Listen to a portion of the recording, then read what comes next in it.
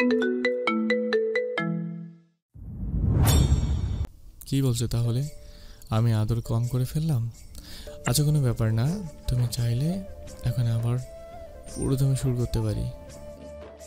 ছি, কথার কি ধরন! আমি আপনাকে মোটেও এই বিষয়ে কোনো কথা বলিনি। তাহলে কোন বিষয় বলছো শুনি? কিন্তু তার আগে তুমি আমি এটা বলো যে তুমি এভাবে কথায় মুখ ঢুকে আবার আমার সাথে কথা বলছো কেন? বুক থেকে মাথাটা তোলো। আমি একটু দু চোখ ভরে আমার নববধূকে দেখি। কথাটা বলে সমুদ্র শশীর মুখ থেকে কাঁথা টান দিতে গেলে শশী আরও নিজেকে কাঁথায় আবৃত করে শাসানোর ভঙ্গিতে বলল, খবরদার কাঁথা টান দিবেন না। আমি এভাবেই কথা বলবো। কিন্তু কেন? কারণ আমার লজ্জা লাগছে তাই। আর এছাড়াও আরো একটা কারণ আছে, সেটা বলা যাবে না। এবার মনে হচ্ছে তুমি কথাটা ঠিকই বলছো। স্বামী হিসেবে আমি সত্যিই ফেল করে গেলাম। নয়তো এত কসরত করেও বউয়ের লজ্জা ভাঙতে পারলাম না। তাহলে আর কেমন স্বামী আমি? শশী বুঝলো ও যদি আরো কথা বাড়ায় তাহলে এই ঠোঁটকাটা লোকটা এর থেকেও লজ্জাজনক কথা বলে ওকে আরো বেশি লজ্জায় ফেলবে। এই জন্যে শশী কথা ঘুরিয়ে বলল, আপনি উঠুন তো, আর আমাকে ছাড়ুন, আমি ফ্রেশ হব। বললেই তো হয়। গোসল করবে, এত লজ্জা পাওয়ার কি আছে? আচ্ছা ঠিক আছে, চলো একসাথে গোসল করি। তখন যদি বউয়ের লজ্জা ভাঙাতে পারি। এই না না, একদম না। হ্যাঁ হ্যাঁ, একদম হ্যাঁ, চুপ থাকো। কথাটা বলে সমুদ্র এক লাফে বিছানা থেকে নেমে দাঁড়ালো। উদম শরীরে ট্রাউজারের রাবারটা নাভির নিচে নামানো, নিচু হয়ে এক টানে শশীর উপর থেকে কাঁথাটা সরিয়ে ফেলল। সমুদ্রের এমন কাজে শশী লজ্জা নিবারণের জন্য দুহাতে নিজের মুখ ঢেকে ফেলল। শশীর পরনে তখন সমুদ্রের গায়ে বিয়ের পাঞ্জাবিটা একদম পা পর্যন্ত নেমে গেছে। চিকন শরীরে পাঞ্জাবিটা পরিমাণের তুলনায় বেশ ঢোলা হয়েছে। গলার দিকে কাঁধে গলিয়ে অনেকটাই নেমে এসে শশীর ফর্সা কাঁধটা বেরিয়ে আছে। আর ফর্সা কাঁধে রাতে সমুদ্রের দেহ ভালোবাসার চিহ্নটা লাল হয়ে স্পষ্ট বোঝা যাচ্ছে। সমুদ্র সেদিকে তাকিয়ে বাঁকা হেসে শশীর উপর উবু হলো। হাতের উপর চুমু দিয়ে মুখ থেকে শশীর হাতটা সরিয়ে দিল। শশী তখনও চোখ বন্ধ করে আছে। সমুদ্র একে একে শশীর বন্ধ চোখের পাতায়, কপালে, দুগালে থুতনিতে চুমু দিয়ে নাকের ডগায় কুট করে একটা কামড় বসালো। ব্যথা পেয়ে চোখ খুলে রাগি চোখে সমুদ্রের দিকে তাকিয়ে শশী বলে উঠল, কালকে রাতে এত কামড়েও স্বাদ মেটেনি, রাক্ষস কোথাকার! না মেটিনি, আমার বউকে আদর করবো, দরকার হলে কামড়িয়ে খেয়ে ফেলবো, তাতে তোমার কি? এখন বেশি কথা না বলে চলো। কথাটা বলেই শশীকে পাজাকোলা করে কোলে তুলে নিয়ে বাথরুমের দিকে চলল সমুদ্র। কি হয়েছে? এত সকালে ফোন কেন করেছো? এত কিছু হয়ে গেছে আর তুমি এইভাবে পড়ে পড়ে ঘুমাচ্ছ, আবার আমায় বলছো কেন ফোন দিয়েছি? তুরিনি জানো, সমুদ্র শাহিনকে তুলে নিয়ে গিয়েছে। আমার ছেলেটা আদৌ বেঁচে আছে কিনা জানি না, আর বেঁচে থাকলেও ওই সমুদ্র ওকে কোথায় রেখেছে, কিভাবে রেখেছে তাও জানি না। তোমার কথা মতো সবকিছু করেছি। এখন আমার ছেলেকে বিপদের হাতে ফেলে তুমি নিশ্চিন্তে ঘুমাচ্ছ মালবিকা? সকাল সকাল এমন তাজা খবর শোনার পরেও ওনার মাঝে কোনো হেলদোল দেখা গেল না। হাঁটু অবধি উঠে আসা নাইটির লেনটা নিচে নামিয়ে ঠিক করে দিয়ে বালিশে পিঠ ঠেকিয়ে শান্ত গলায় পড়ল, এত উত্তেজিত হওয়ার কি আছে আমি বুঝলাম না। মালবিকার এমন গাছাড়া কথা শুনে খেপে গেলেন চেয়ারম্যান। রাগে মুখ থেকে প্রায় বেরিয়ে আসা গাড়িটা গিলে নিয়ে দাঁতে দাঁত চেপে ধরল। তোমার কি মনে হয় এই খবর শোনার পর তোমার কি মনে হয় আমি এই খবর শোনার পর আমি শুয়ে শুয়ে বিছানায় আমার আরাম করব? আরে তুমি বুঝতে পারছো না, আমার ছেলেকে ওই সমুদ্র ধরে নিয়ে গিয়েছে। এখন যদি সমুদ্র টর্চার করে আর শাহিন বলে দেয় তোমার আর আমার মধ্যে কি সম্পর্ক, তখন? শোনো মালবিকা, একটা কথা কান করে শুনে রাখো, হাসলে কিন্তু আমি একা ভাসবো না, তোমাকে নিয়েই ফাঁসবো। তোমার সব অপরাধের সাক্ষী আমি। চেয়ারম্যানের কথা এবার বেশ রেগে গেল মালবিকা। রাগে বাজে একটা গালি দিয়ে বলল, এই চেয়ারম্যান ভুলে যাস না, তোকে ওই গ্রামের চেয়ারম্যান আমিই বানিয়েছি, আর চাইলেই তোকে ওই চেয়ার থেকে টেনে ছুঁড়ে ফেলে দিতে পারি। আর কি বললি তুই? শাহিন আমাদের সম্পর্কের কথা সমুদ্রকে বলে দেবে? আচ্ছা দিক, ওকে নিষেধ করেছে কে? মানে? আরে বোকা চেয়ারম্যান, আমি তোর মতো এত বোকা নই। তোর সাহস কি করে হলো আমার সাথে এভাবে কথা বলার? আর রইল বাকি ওই হাঁটুর বয়সী সমুদ্রর, ও আবার কিছুই করতে পারবে না। আর আমি চেয়েছি বলেই ওই সমুদ্র শাহিনকে ধরতে পেরেছে, আর শাহিনও জানে ওকে ঠিক কি করতে হবে। জাল পেতেছি আমি সমুদ্রের চারপাশে, আর অবস্থা বুঝে আস্তে আস্তে জালটা গুটিয়ে নেব। সমুদ্র নিজের অজান্তেই সেই জালেই আটকে পড়বে। মালবিকার এমন কথা শুনে চেয়ারম্যান ভয় পেয়ে শুকনো ঢোক গিলে বলল, তুমি আসলে করতে কি চাইছো মালবিকা? সেটা তো না জানলেও চলবে। এই মালবিকা মির্জা এতটাও কাঁচা খেলোয়াড় নয়, কথাটা মনে রাখিস। আচ্ছা, আমাকে একটা কথা বলবে তুমি? ওই সমুদ্রের সাথে তোমার ঠিক কি শত্রুতা? আর ও তো তোমার থেকে অনেক ছোট, তাহলে তুমি ওর এত ক্ষতি কেন করতে চাও? আমি চাই না তো। আমি তো ওর সাথে আগে শত্রুতা করতে যাইনি। আমি তো চেয়েছিলাম আমাদের মাঝে সুন্দর একটা সম্পর্ক হোক, কিন্তু ও সেটা চাইলো না। বাবা আর কাকার মৃত্যুর জন্য আমাকে দায়ী করে অনেক ক্ষতি করেছে আমারও। এবার ওর পালা। আর আমি তোমাকে এত কিছু কেন বলছি? শোনো চেয়ারম্যান, মুখটা বন্ধ রাখো। যা হচ্ছে হোক, বেশি কিছু করতে যেও না, তা না হলে অকালে প্রাণটা হারাবে। খাবার টেবিলে বসে আছে সমুদ্র সহ সবাই। শশী মাথায় লম্বা একটা ঘোমটা দিয়ে সবাইকে খাবার পরিবেশন করছে। জয় বেশ বিচক্ষণ চোখে শশীকে খুঁটিয়ে খুঁটিয়ে দেখছে। এত লম্বা ঘোমটা দেওয়ার কারণ সে খুঁজে পাচ্ছে না। সমুদ্রের মুখোমুখি বসেছে রৌদ্র, প্লেটে শুধু ভাত নিয়ে অনেকক্ষণ ধরে আঙ্গুল দিয়ে নাড়ানাড়ি করছে। শশী পেছন থেকে চামচে করে একটু ডাল প্লেটে দিতে রৌদ্র মাথা উঁচু করে শশীর দিকে তাকালো। রৌদ্রের তাকানো দেখে শশী সৌজন্যমূলক একটা হাসি দিল, কিন্তু রৌদ্র মোটেও সে হাসিতে মোহিত হলো না। সে তো এখন শশীর ঠোঁটের কোণে লাল হয়ে যাওয়া দাগটার দিকে তাকিয়ে। এই দাগের কারণে তার সামনে বসা সমুদ্র। রৌদ্র ও মাথা ঘুরিয়ে একবার সমুদ্রের দিকে তাকালো, যে কিনা এই মুহূর্তে খাবার খেতে ব্যস্ত।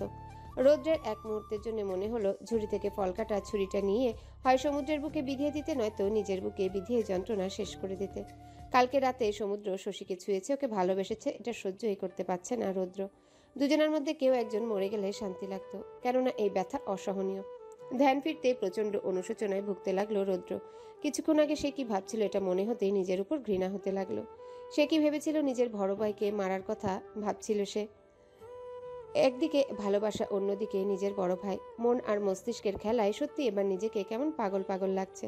খাবার ছেড়ে হঠাৎই উঠে দাঁড়ালো রৌদ্র। কি রে, দাঁড়িয়ে পড়লি যে? কিছুই তো খেলি না। আমার খাওয়া হয়ে গেছে মা, আমি উপরে যাচ্ছি। কথাটা বলে একটুও দাঁড়ালো না রৌদ্র, সোজা সিঁড়ি বেয়ে উপরে চলে গেল। চেয়ারে বসে সবটাই দেখলো সমুদ্র, কিন্তু কিছুই বলল না। শশী রৌদ্রের যাওয়ার দিকে তাকিয়ে আছে, মনে মনে এটাই ভাবছে।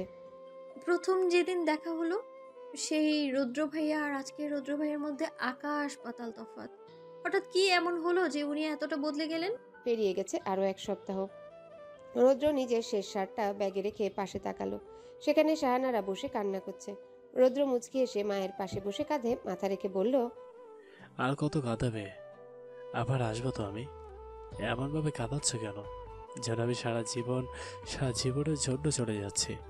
তুই তো এভাবেই বলিস, আগে বাবা হ, তারপর বুঝবি সন্তান কাছে না থাকলে কেমন লাগে। সেটা কি আর কখনো সম্ভব না মা? এটা কি ধরনের কথা রৌদ্র? আর কখনো এমন কথা বলবি না। এবার যা, তবে খুব শীঘ্রই ফিরে আসবি। আমি সুন্দর একটা মেয়ে দেখে তোর বউ করে আনবো। মায়ের কথায় বেশ শব্দ করে হাসলো রৌদ্র। তুমি যে কি বলো না মা, তোমার কি সত্যি মনে হয় আমি আবার নতুন করে কোনো সম্পর্কে জড়াতে পারবো? ভারতে একজনকেই বাসা যায়, এক মনে আর কয়জনকে জায়গা দেওয়া যায় বলো মা? আর তাছাড়া যাকে ভালোই বাসি না তাকে বিয়ে করে কেমনে করব? তাকে বিয়ে কেন করব? মনে একজনকে রেখে আরেকজনের সাথে কি আদৌ সংসার করা যায়? এতে তো তাকে ঠকানো হবে। তাহলে কি তুই সারা জীবন এভাবে একা পার করে দেওয়ার চিন্তা করছিস? এখন তো আপাতত এটাই ঠিক করেছি, তবে সামনে কি হবে সেটা বলতে পারছি না। আচ্ছা, আমায় একটা কথা বলুন তো, হঠাৎ করে রুদ্র ভাইয়ার কি হলো? বিছানায় বসে কথাটা বলল শশী। সমুদ্র আয়নার সামনে দাঁড়িয়ে শার্ট পরতে পরতে শশীর কথা শুনে বোতাম লাগাতে লাগাতে বলল, হঠাৎ এমন মনে হওয়ার কারণ? না, এমনিতেই প্রথম যেদিন ওনার সাথে আমার পরিচয় হলো, সেদিন থেকে আজ পর্যন্ত ওনার সাথে কোনো মিল পাচ্ছি না। কেমন যেন আমাকে এড়িয়ে চলে, আগের মতো হাসায় না, কথা কম বলে, আবার আজকে কোনো কথাবার্তা ছাড়াই চলে যাচ্ছে। আচ্ছা, ওনার কি হয়েছে? আপনি কি কিছু জানেন? চুলটা আঁচড়িয়ে নিজেকে আবারও দেখে নিয়ে শশীর দিকে এগিয়ে গিয়ে শার্টের হাতা ফোল্ড করতে করতে বলল, ওর কি হয়েছে সেটা ও জানে, আর তোমাকে এত ভাবতে হবে না এসব নিয়ে। এই কদিনে একদম কলেজ যাওনি, পড়াশোনা নিয়ে ফাঁকি আমি একদম পছন্দ করি না। কথাটা বলে সমুদ্র রুম থেকে বেরিয়ে যাবে, তখনই শশী বসা থেকে উঠে দাঁড়িয়ে সমুদ্রের পিছে পিছে হাঁটতে হাঁটতে বলল, কোথায় যাচ্ছেন আর আসবেন কখন? কথাগুলো বলছিল আর সমুদ্রের পিছনে হাঁটছিল। সমুদ্র দরজার সামনে গিয়ে হঠাৎ দাঁড়িয়ে পড়তেই শশী ওর পিঠের সাথে ধাক্কা খেলো। সমুদ্র পিছনে তাকিয়ে দেখে শশী নিজের নাকে হাত দিয়ে ডলছে। এমন অবস্থায় সমুদ্রের কাছে শশীকে বেশ লাগছে। ছোটখাটো গড়নের চিকন শরীরে শাড়ি পেঁচানো, লম্বা চুলগুলো খোপায় মুড়িয়ে রাখা, ছোট ছোট কিছু চুল আবার কপাল ছেয়ে গাল বেয়ে নেমে গেছে। শশী নাক ডলতে ডলতে সমুদ্রের দিকে তাকিয়ে খানিক রাগী সুরে বলল, এভাবে কেউ পেছনে ঘোরে? উফ, আমার নাকটা একদম শেষ করে দিছে। শশীর কথায় সমুদ্র পাত্তা না দিয়ে এক পা এগিয়ে নিজেদের মাঝে থাকা সামান্য দূরত্ব ঘুচিয়ে বা হাতে শশীর কোমর জড়িয়ে নিজের সাথে মিশিয়ে ফিসফিস করে বলল। তাহলে থেকেই যাই। শশী প্রথমে চোখ বড় করে তাকালেও সমুদ্রের কাজে আর কথায় লজ্জায় মাথা নিচু করে নিল। সমুদ্র ডান হাত শশীর থুতনিতে রেখে মাথা উঁচু করে মুখে ফু দিল। ঠান্ডা বাতাস লাগতেই চোখ জোড়া বন্ধ করে নিল শশী। চুলগুলো মুখের থেকে সরে একপাশে পড়ে রইল। সমুদ্র নিজের মুখটা শশীর মুখের আরো নিকটে নিয়ে গিয়ে কপালে নিজের ঠোঁট জোড়া ছোয়ালো। অতঃপর বন্ধ চোখের পাতায় দুগালে ঠোঁটের স্পর্শ দিয়ে লাল হয়ে যাওয়া নাকের মাথার উপরে ঠোঁট ছোয়ালো। তারপর আস্তে করে মাথাটা নিচে নামিয়ে শশীর নরম ঠোঁটের মধ্যে নিজের শুষ্ক ঠোঁট জোড়া আস্তে করে চালান করে দিল। খানিকটা সময় অতিবাহিত হওয়ার পর সমুদ্র শশীকে ছেড়ে দিল। বৃদ্ধা আঙ্গুলে নিজের ঠোঁট জোড়া মুছে শশীর দিকে তাকালো। শশী তখনও মাথা নিচু করে নিচের দিকে তাকিয়ে আছে। সমুদ্র শশীর থেকে চোখ সরিয়ে হালকা কেশে রুম থেকে বেরিয়ে যেতে যেতে বলল, রোদ্দুরকে এয়ারপোর্টে নামিয়ে দিয়ে একটা কাজে যাব, আর জয়ের কথা শুনে ওর সাথে বাইরে বেরিয়েও না। কথাগুলো বলে সমুদ্র রুম থেকে বেরিয়ে গেল। সমুদ্র বেরিয়ে যেতেই শশী সেদিকে তাকিয়ে দৌড়ে রুমের ভিতর চলে গেল। সামনের দিকে তাকিয়ে এক মনে গাড়ি চালাচ্ছে সমুদ্র। রৌদ্র বাইরের দিকে তাকিয়ে আছে, কেউ কারোর সাথে কোনো কথা বলেনি। বেশ কিছুক্ষণ পর সমুদ্র সামনে তাকিয়েই বলল, কোনো কিছু নিয়ে চিন্তা থাকলে বলতে পারিস। আমি বলবো না তাকে ভুলে যেতে, কারণ ভুলে যাওয়া অনেক কঠিন, কিন্তু সেই একটা মানুষের জন্য সবাইকে কষ্ট দেওয়া মানায় না। একজন মানুষের জন্য নিজের জীবনকে থামিয়ে রাখা নিতান্তই বোকামো। আশা করছি ওখানে গিয়ে নিজেকে গুছিয়ে নিবি। সমুদ্রের কথা শুনে রৌদ্র পাশে তাকিয়ে মুচকি হাসলো। অতঃপর আগের ন্যায় বাইরের দিকে তাকিয়ে বলল, ভালো থাকার জন্য তো যাচ্ছি ভাইয়া। এখানে থাকলে আমি কখনো ভালো থাকতে পারবো না।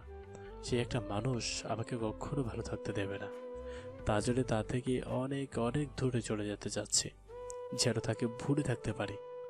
রৌদ্রের কথা শেষ হতে আবারও নিশ্চুপ হয়ে গেল। তাৎক্ষণিক আর কেউ কোনো কথা বলল না। আবারও নীরবতা ভেঙে সমুদ্র রৌদ্রকে প্রশ্ন করল, সেই একটা মানুষটা কে, সেটা জানতে পারি? সমুদ্রের প্রশ্নে রৌদ্র কোনো কথা বলল না, ঘাড় ফিরিয়ে তাকালো না, নিশ্চুপ রইল। সমুদ্র আর কিছু বলল না। গাড়ি কাঙ্ক্ষিত জায়গায় এসে থামতেই রৌদ্র গাড়ি থেকে নামার আগে সমুদ্রের দিকে তাকিয়ে মুচকি হেসে বলল, কিছু কিছু জিনিস না জানে ভালো ভাইয়া, জানলে কষ্টে পাওয়া যায়। শুধু ভালো দেখো আর মায়ের খেয়াল রেখো। আমি জানি তোমাকে না বললেও এটা তুমি করবে, তবু বলছি তোমার ভালোবাসা, ভালো থাকার যত্ন নিও। আসে। কথাগুলো বলে রৌদ্র গাড়ি থেকে নেমে গেল। সমুদ্র কিছুক্ষণ সেদিকে তাকিয়ে কিছু একটা ভেবে গাড়ি নিয়ে চলে গেল।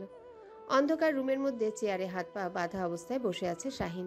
মাথাটা নিচু হয়ে ঝুলে আছে, তবে গায়ের কোনো জায়গায় কোনো আঘাতের চিহ্ন নেই। হঠাৎ গায়ের মধ্যে ঠান্ডা পানি পড়তে চমকে উঠল শাহিন। মাথা উঁচু করে সামনে তাকাতেই দেখল সমুদ্রের সামনে চেয়ারে পায়ের উপর পা তুলে বসে আছে।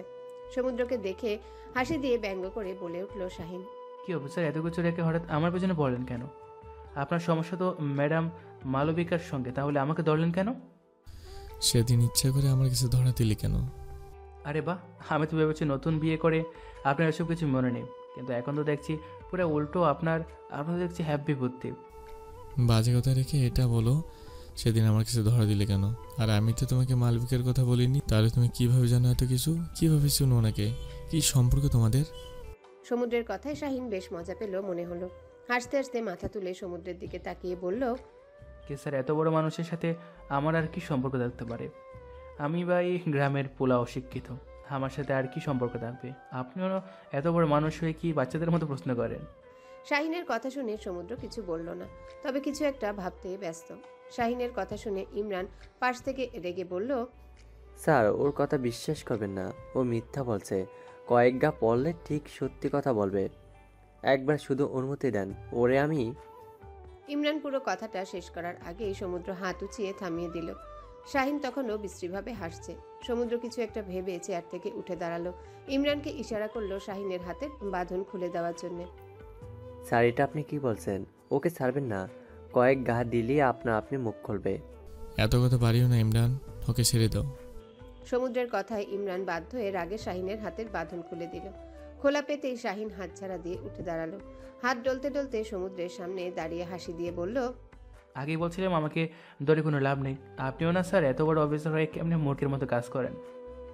কথাটা বলে শাহিন সমুদ্রকে সালাম দিয়ে শীষ বাজাতে বাজাতে বেরিয়ে গেল।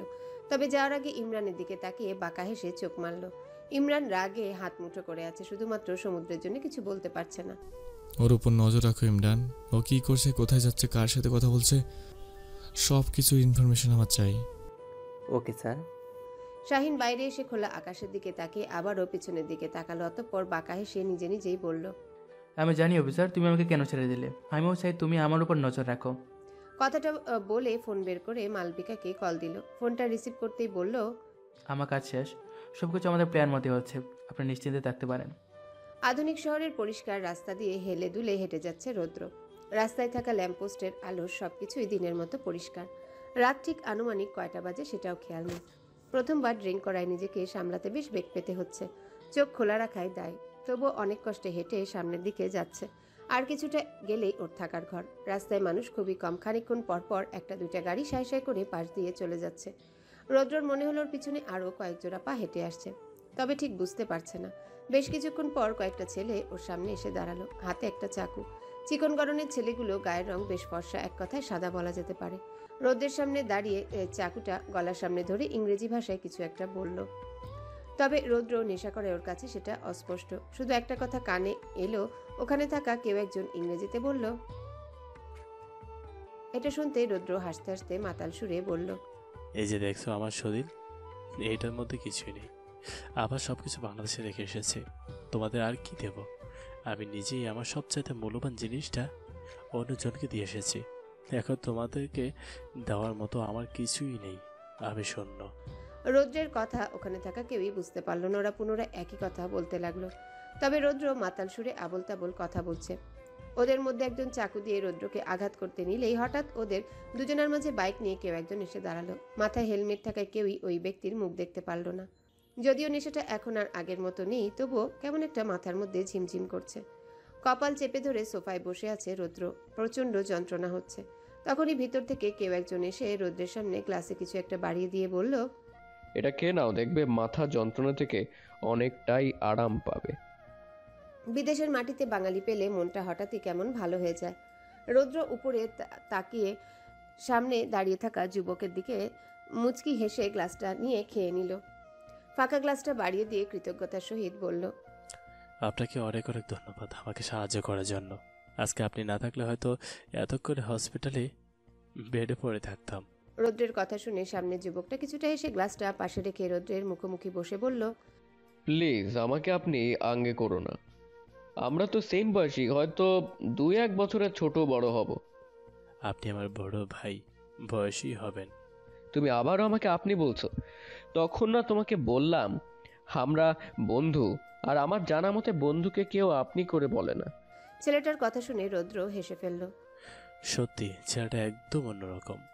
অজানা অচেনা আমাকে কত সুন্দর আপন ভেবে সবলীলভাবে কথা বলছে, যেন আমি তার কত চেনা। কথাগুলো ভেবে রৌদ্র বলল, আচ্ছা ঠিক আছে, আমি তোমাকে তুমি করে বলবো। খুব বুঝে গেছি তোমার সাথে আমি কথাই পারবো না। ও হ্যাঁ, তুমি বললে না তো, তুমি এখানে কি জন্য এসেছো? আসলে কি বলো তো, আমি একদম ভবঘুরে, যাকে বলে অগোছালো, ঠিক তেমন। বাবা মায়ের একমাত্র ছেলে। অবশ্য আমার ছোট আর একটা বোনও আছে। বাবার বিশাল বিজনেস, আমাকে বলে বিজনেসে মন দিতে। হ্যাঁ, কিন্তু আমি ভাই ওসবে নাই। তাই বাবাকে বলে দিয়েছি আমি এখন ওসব সামলাতে পারবো না। তুমি বলো, আমার কি এখন বিজনেস সামলানোর বয়স? আমার তো এখন খোলা আকাশে ডানা মেলে ওড়ার বয়স। আমি ভ্রমণ প্রিয় মানুষ, এদেশ থেকে ওদেশ চষে বেড়ানোই আমার কাজ, এজন্য এখানে আসা। আর তুমি?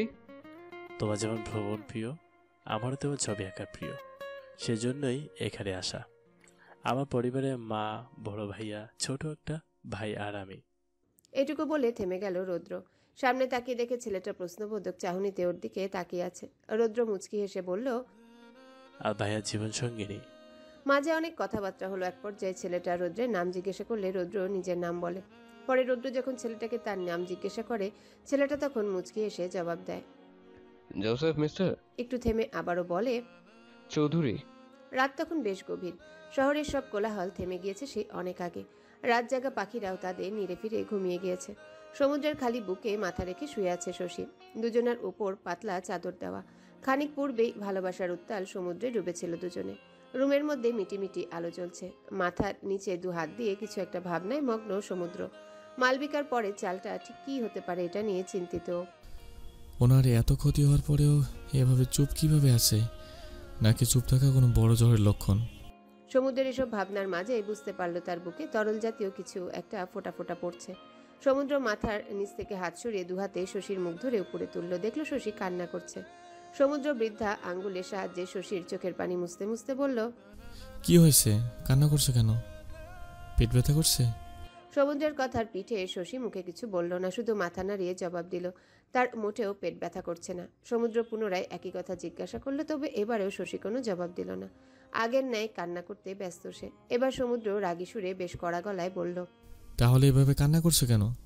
আরে তুমি না বলে আমি বুঝবো কিভাবে? এবার শশীর কান্নার বেগ একটু থামলো। নাক টেনে আবারও সমুদ্রের বুকে মুখ গুজে ফিসফিস করে বলল, কালকে আপনার না গেলে হয় না? আমি জানি আপনি একবার গেলে আর আসতে পারবেন, অনেক দেরি হবে আপনার। আগের বার তো প্রায় 8 মাস পরে এসেছিলেন, এবার না জানি কবে আসবেন আপনি। আমি কি একা একা থাকবো? কিভাবে থাকবো আমি?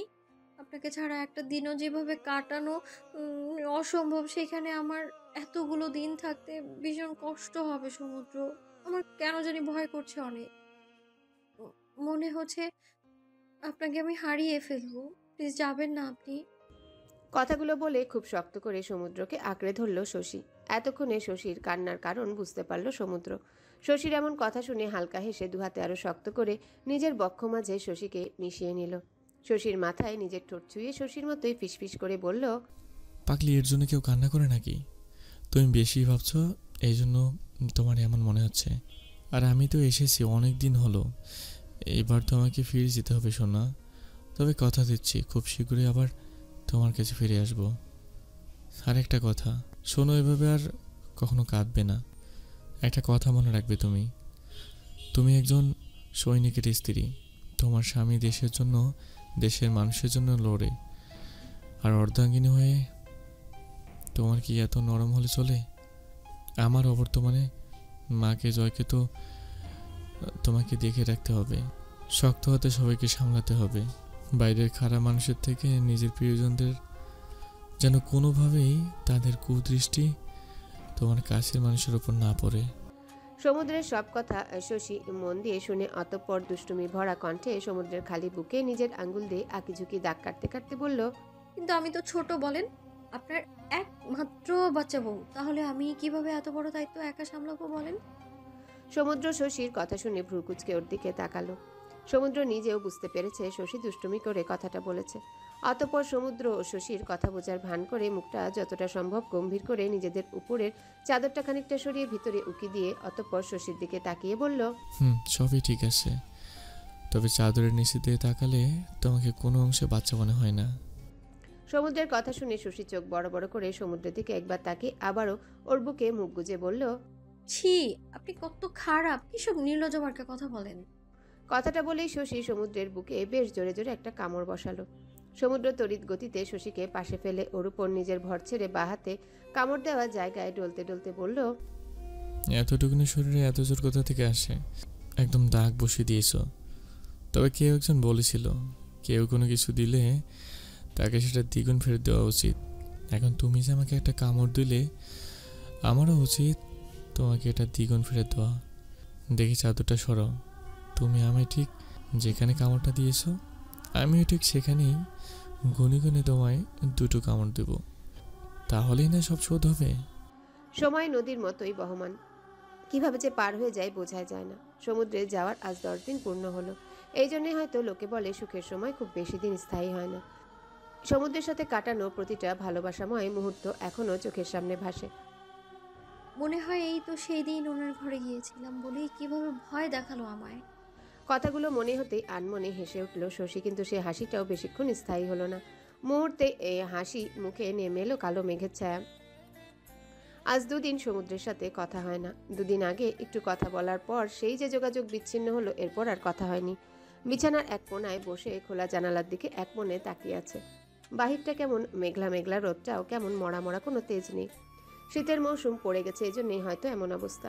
লম্বা একটা দীর্ঘশ্বাস নিয়ে পাশে পড়ে থাকা ফোনটা হাতে তুলে নিয়ে সেদিকে পানে চেয়ে বলল, এই বিচ্ছেদ বড়ই যন্ত্রণাদায়ক। কবে আপনার ব্যস্ততা শেষ হবে সমুদ্র? আপনি বিহীন ভীষণ একা লাগে আমার। মনে হয় খুব প্রিয় কিছু হারিয়ে ফেলেছি। আপনি নিষ্ঠুর মনের মানুষ, আমার কষ্টতেই আপনার সুর। শশীর ভাবনার মাঝেই বাইরে থেকে কথার আওয়াজ আসলো। বাড়িতে এই সময় মা আর জয় ছাড়া তো তেমন কেউ নেই, তাহলে এই গলার স্বরটা কার? শাড়ির কুচিটা ধরে বিছানা থেকে নেমে দাঁড়ালো শশী। অতঃপর আঁচলটা টেনে কাঁধপিঠ সহ মাথাটা ঢেকে ঘর ছেড়ে বেরিয়ে এলো। কতদিন পর আমার কাছে আসলে মালা? আমার কথা তো তুমি ভুলেই গিয়েছ। আর ভুলবেই বা না কেন? যার জন্য সম্পর্ক সেই তো আর নেই, তাহলে আমার কথা মনে রাখবেই বা কেন? কথাটা বলে দীর্ঘশ্বাস ছাড়ল শাহানারা। মালবিকা একবার পুরো বাড়িতে চোখ বুলিয়ে পুনরায় শাহানারার দিকে তাকিয়ে বলল, তেমন কিছু না, আসলে একটু ব্যস্ত ছিলাম, এই জন্য আসা হয়নি। পরশু দেশের বাইরে যাচ্ছি, এই জন্য ভাবলাম একবার দেখা করে যাই। হ্যাঁ, সেটাই তো। তুমি ভাই ব্যস্ত মানুষ, একদিন এখানে তো আরেকদিন ওখানে। সমুদ্রের বিয়েতেও তো আসলে না, তোমাকে এতবার করে বললাম, তবুও আসলে না। কথাগুলো বলে শাহানারা মালবিকার হাতের উপর হাত রেখে পুনরায় বলল, তুমি কি আমার উপর রেগে আছো তোমার কথা রাখিনি বলে? কিন্তু কি করব বলো, সমুদ্রের জেদ তো তুমি জানোই, ও এক কথার মানুষ। শশীকে বিয়ে করার জন্য কেমন তাড়াহুড়ো বাঁধিয়ে দিল। সেখানে আমি কি করব বলো? এক ছেলেকে খুশি করতে গিয়ে আমি আরেক ছেলেকে কাঁদিয়ে দিলাম। মালবিকার এখানে আসার মূল উদ্দেশ্য হলো শশীর সাথে দেখা করা, কিন্তু এভাবে সরাসরি এসে দেখা করে কথা বললে ব্যাপারটা কেমন দেখে, এই জন্য শাহানারার সাথে কথা বলছিল। তবে শাহানারার কথায় মালবিকা ভীষণ বিরক্ত, তবে সেটা বাইরে প্রকাশ করছে না। মহিলাটা খুব বেশি কথা বলার, একটু বেশি ইমোশনাল। কিন্তু শাহানারা শেষের কথাটা শুনে মালবিকার হুঁশ আসলো। শাহানারার দিকে তাকিয়ে স্বাভাবিক গলায় প্রশ্ন করলো, মানে? তোমার কথাটা ঠিক বুঝলাম না। এক ছেলের খুশির জন্য অন্য ছেলেকে কাঁদিয়েছো, এর মানে কি? তোমাকে আর কি বলবো, এই একটা কথায় আমার গলার কাটা হয়ে বিঁধে আছে। না পারছি গিলতে, না পারছি ফেলতে, কাউকেই কিছু বলতে পারছি না। তুমি কাছের মানুষ, তাই তোমাকেই বলছি। তুমি তো সবই জানো। তোমাকে বলেছিলাম হিজলতলি গিয়ে কি হয়েছিল। রুদ্র শশীকে পছন্দ করত। ছেলেটা বিদেশ যাওয়ার আগে আমার কাছে শশীকে আমানত হিসাবে রেখে গিয়েছিল। কিন্তু সমুদ্র শশী একে অপরকে ভালোবাসে, সেখানে আমি কি করে রুদ্রের কথা বলি বলো? পরে রুদ্র আসলে ও আমাকে কাউকে কিছু জানাতে নিষেধ করে, এমনকি সমুদ্রকেও না। কিন্তু আমি তো জানি আমার ছেলেটা ভিতরে ভিতরে শেষ হয়ে যাচ্ছে। এখানে শশী আছে বলেই হয়তো এভাবে চলে গেল। কথাগুলো বলে শাহানারা কান্নায় ভেঙে পড়লেন। সবটা শুনে মালবিকার ঠোঁটের কোণে বাঁকা হাসি, যেন না চাইতেই অনেক বড় কিছু পেয়ে গেছে। ডান হাতে নিজের সিল্কি চুলগুলো কানের পিছে গুজে কিছু একটা ভাবলো। অতঃপর নিজেকে সামলে শাহানারার হাতের উপর হাত রেখে ওনাকে সান্ত্বনা দেওয়ার ভঙ্গিতে বলল, চিন্তা করো না, যেটা হয় ভালোর জন্য হয়, আর সামনে যেটা হবে সেটা মোটেও ভালো হবে না। শেষের কথাটা আস্তে আস্তে বলল। শাহানারা মাথা উঠিয়ে মালবিকার দিকে তাকিয়ে বলল, হ্যাঁ, কিছু বললে? বলছি যে সমুদ্রের বউ কোথায়? ওকে তো দেখা হয়নি, আর কিছু দেওয়া হয়নি। আমার হাতে সময় কম, আমি ওর সাথে দেখা করে আসি। শাহানারা মাথা নাড়িয়ে হ্যাঁ বলতেই মালবিকা উঠে দাঁড়িয়ে গেল। অতঃপর সিঁড়ি বেয়ে উপরের দিকে চলে গেল। মালবিকাকে দেখে শশী নিজের রুমে ফিরে এসেছিল। কেন জানি ওই মহিলাটাকে ভীষণ ভয় হয় আমার। ওনার তাকানো, কথা বলার ধরন দেখলেই বুকের মধ্যে কেমন করে ওঠে, যেন মনে হয় একটা কিছু ছিনিয়ে নিতে এসছে সে। কোনো একটা অজানা কারণে সমুদ্র ওনার থেকে দূরে থাকতে বলেছে, কিন্তু কেন? শশীর ভাবনার মাঝেই দরজায় দাঁড়িয়ে কেউ একজন বলল, ভিতরে আসতে পারি? কারো গলার স্বর শুনে শশী পিছন ফিরে দেখে মালবিকা দাঁড়িয়ে আছে। পরনে পাতলা সিল্ক শাড়ি, সোনালি রঙের চুলগুলো ঘাড়ের পাশে পড়ে আছে, দুহাতে মোটা স্বর্ণের বালা, গলায় সোনার চেন। কেউ ওনাকে দেখলে বলবেই না ওনার বয়স 30 পার হয়ে গেছে। প্রথম দেখা যে কেউ ভাববে উনি 26 বছরের যুবতী। শশী মাথা নাড়িয়ে মালবিকাকে ভিতরে আসতে বলল। বাঁকা হেসে মালবিকা ভিতরে এসে পুরো রুমে একবার চোখ বুলিয়ে বিছানায় গিয়ে পায়ের উপর পা তুলে বসে শশীকে বলল, তাহলে শেষ অবধি সমুদ্রকে নিজের জালে ফাঁসিয়ে বিয়েটা করিয়ে নিলে? জি, আমি আপনার কথা কিছুই বুঝতে পারলাম না। শশীর চিকন গলায় কথাটা শুনেই বিছানা থেকে উঠে দাঁড়ালো মালবিকা। শশীর মুখোমুখি দাঁড়িয়ে নিজের হাত থেকে বালা দুটো খুলে খুবই শক্তভাবে শশীর নরম হাতে পড়াতে পড়াতে দাঁতে দাঁত চেপে বলল, বিয়েতে তো আসতে পারিনি, তাই এটা মুখ দেখে দিলাম। জীবনে তো এত দামি গহনা চোখে দেখোনি। সাবধানে রেখো, গোপনে আবার বাবার বাড়িতে পাচার করে দিও না। বালাটা পরানো শেষ করে মালবিকা ব্যালকনির দরজা খুলে ব্যালকনিতে গেল। শশী নিজের হাত ডলতে ডলতে হাতের দিকে তাকালো। হাত দুটো লাল হয়ে গেছে। ফর্সা হাতে আরো বেশি বোঝা যাচ্ছে, মনে হচ্ছে টোকা দিলে এখনই রক্ত বেরিয়ে আসবে। প্রচন্ড জ্বালা করছে হাতে। টলমল চোখে শশী মালবিকার দিকে তাকালো। নিজের জায়গা থেকে এক চুলও নড়েনি। কিছুক্ষণ পর মালবিকা ব্যালকনি থেকে বেরিয়ে এসে শশীর সামনে দাঁড়িয়ে বলল, তুমি কত বোকামি! কাউকে না জেনে তার সম্পর্কে খোঁজ খবর না নিয়েই তাকে ভালোবেসে ফেললে, আবার বিয়েও করে নিলে। কতটুকু জানো তুমি সমুদ্র সম্পর্কে? ওকে তুমি এখনো চিনে উঠতে পারোনি মেয়ে। তবে খুব শীঘ্রই ওকে চিনে যাবে, আর পরেই আফসোস করে কুল পাবে না। তোমার অবস্থাও আর সব মেয়েদের মতো হবে যাদেরকে সমুদ্র ছেড়ে দিয়েছে। আচ্ছা, আমায় একটা কথা বলো তো, সমুদ্র কি কখনো বলেছে যে ও তোমায় ভালোবাসে? মালবিকার এতক্ষণে বলা কথা চুপচাপ শুনলেও এবার শশী মাথা উঁচু করে তাকালো। সত্যিই তো, সমুদ্র কখনো তোকে বলেনি যে সমুদ্রকে ভালোবাসে। তাহলে কি এই মহিলার বলা কথাগুলো সব সত্যি? শশীর এমন চুপ থাকা দেখে মালবিকা মনে মনে হাসলো। তার অন্ধকারে ছোড়া তীরটা একদম ঠিক জায়গাতেই লেগেছে। শশীকে আরো ঘাবড়ে দিতে মালবিকা আবার বলা শুরু করলো, আচ্ছা, তোমার মাথায় এটা কখনো আসেনি গ্রামের সুযোগ থাকা সত্ত্বেও তোমাকে বিয়ে করলো না কেন সমুদ্র? তোমাদের এত অপমানের পরেও ও বিয়ে করলো না, বরং বিয়ে না করে তোমার বাবাকে আরো অসম্মান করার জন্য উল্টে নিজের বাড়িতে এনে রাখলো। তারপর কি এমন হলো যে সমুদ্র হঠাৎ তোমাকে বিয়ে করে নিল? তুমি খুবই বোকা, তাই সমুদ্রের চালটা বুঝোনি। সমুদ্র তোমাকে ভালোবেসে বিয়ে করেনি, ওর কোনো একটা উদ্দেশ্য সফল করার জন্যই তোমাকে বিয়ে করেছে। তুমি ওর খেলার একটা গুটি মাত্র। একটা কথা মনে রেখো, সমুদ্র কোনো কারণ ছাড়া কিছু করে না, তেমনি তোমাকে বিয়ে করার পেছনে কোনো কারণ আছে। আর ওর উদ্দেশ্য সফল হয়ে গেলে তোমাকে ছুঁড়ে ফেলে দেবে। মিলিয়ে নিও আমার কথা। আচ্ছা থাকো, আমার কাজ আছে।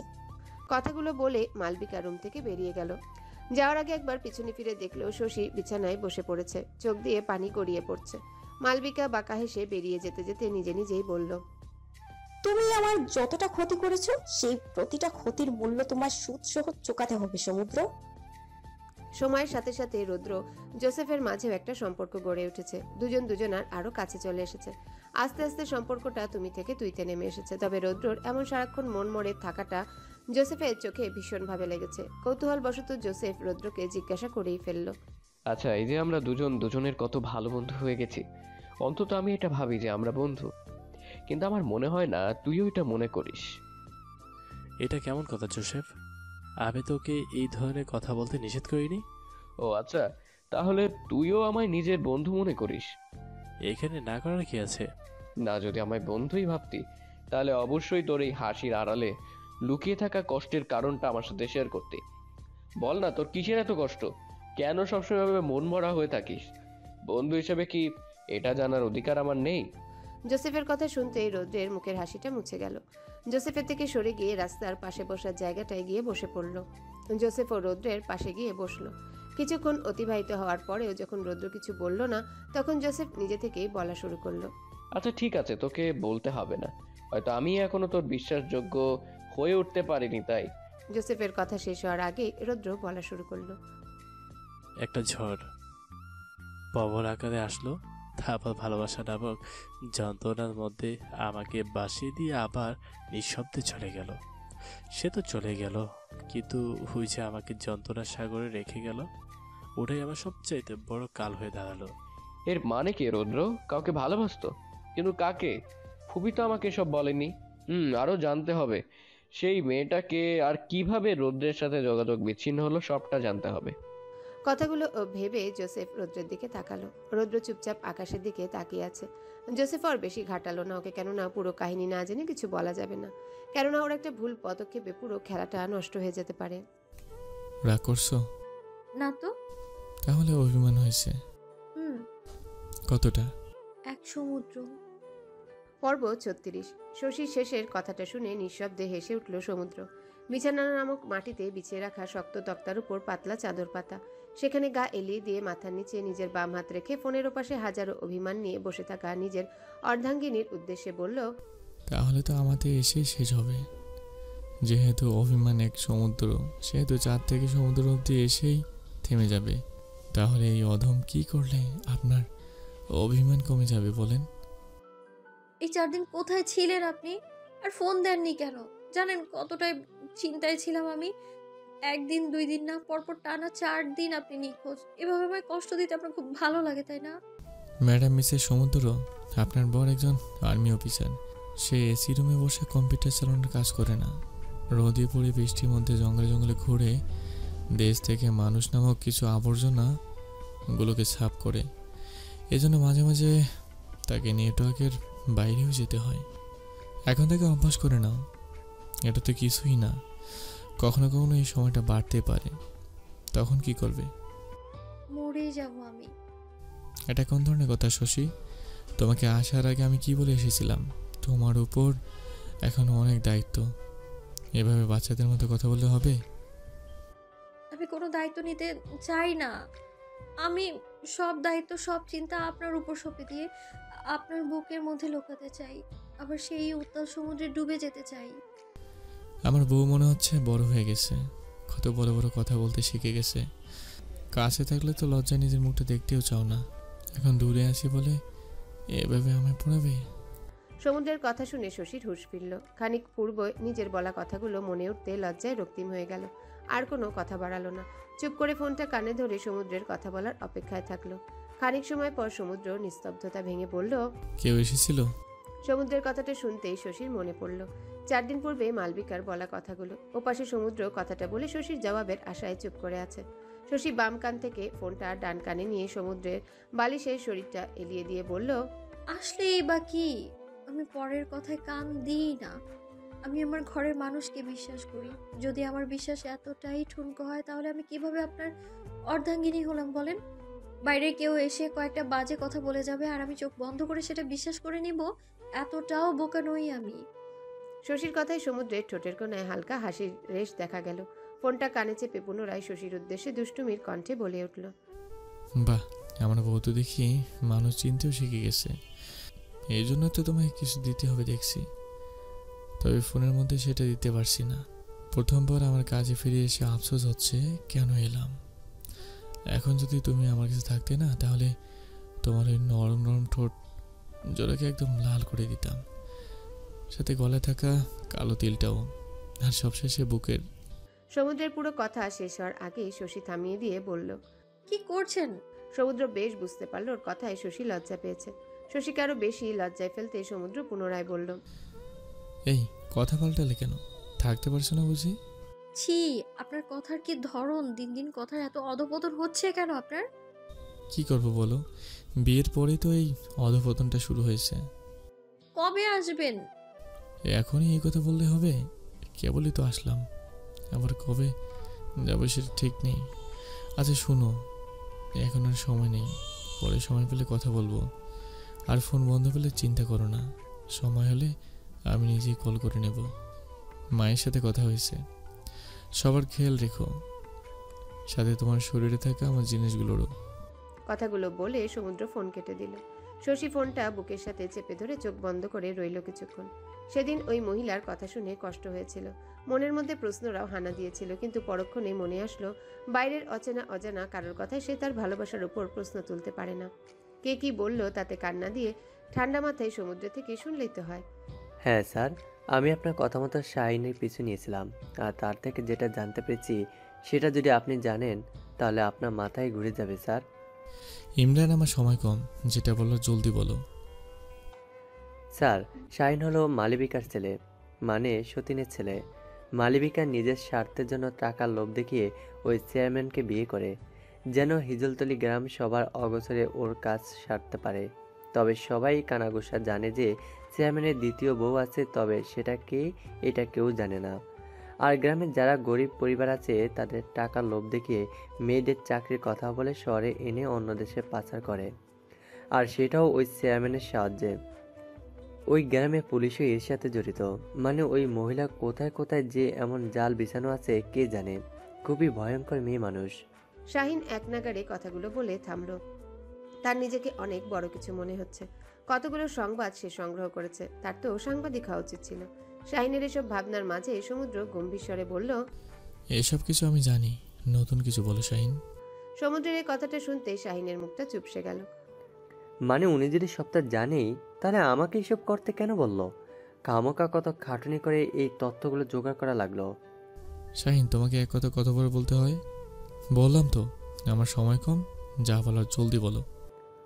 ও হ্যাঁ, আরেকটা কথা, গত 4 দিন আগে ওই মহিলা আপনার বাসায় গিয়েছিল, তবে সেখানে গিয়ে কি করছে সেটা জানি না। উনি বেরিয়ে যাওয়ার কিছুক্ষণ পরে আমি গিয়েছিলাম। আন্টি থেকে শুনলাম উনি নাকি শশী ম্যামের সাথে একা কথা বলেছে, তবে কি বলেছে সেটা জানি না। মহিলাটা যাওয়ার পর আমি সেখানে অনেকক্ষণ ছিলাম, কিন্তু ম্যাম তার ঘর থেকে আর বের হয়নি।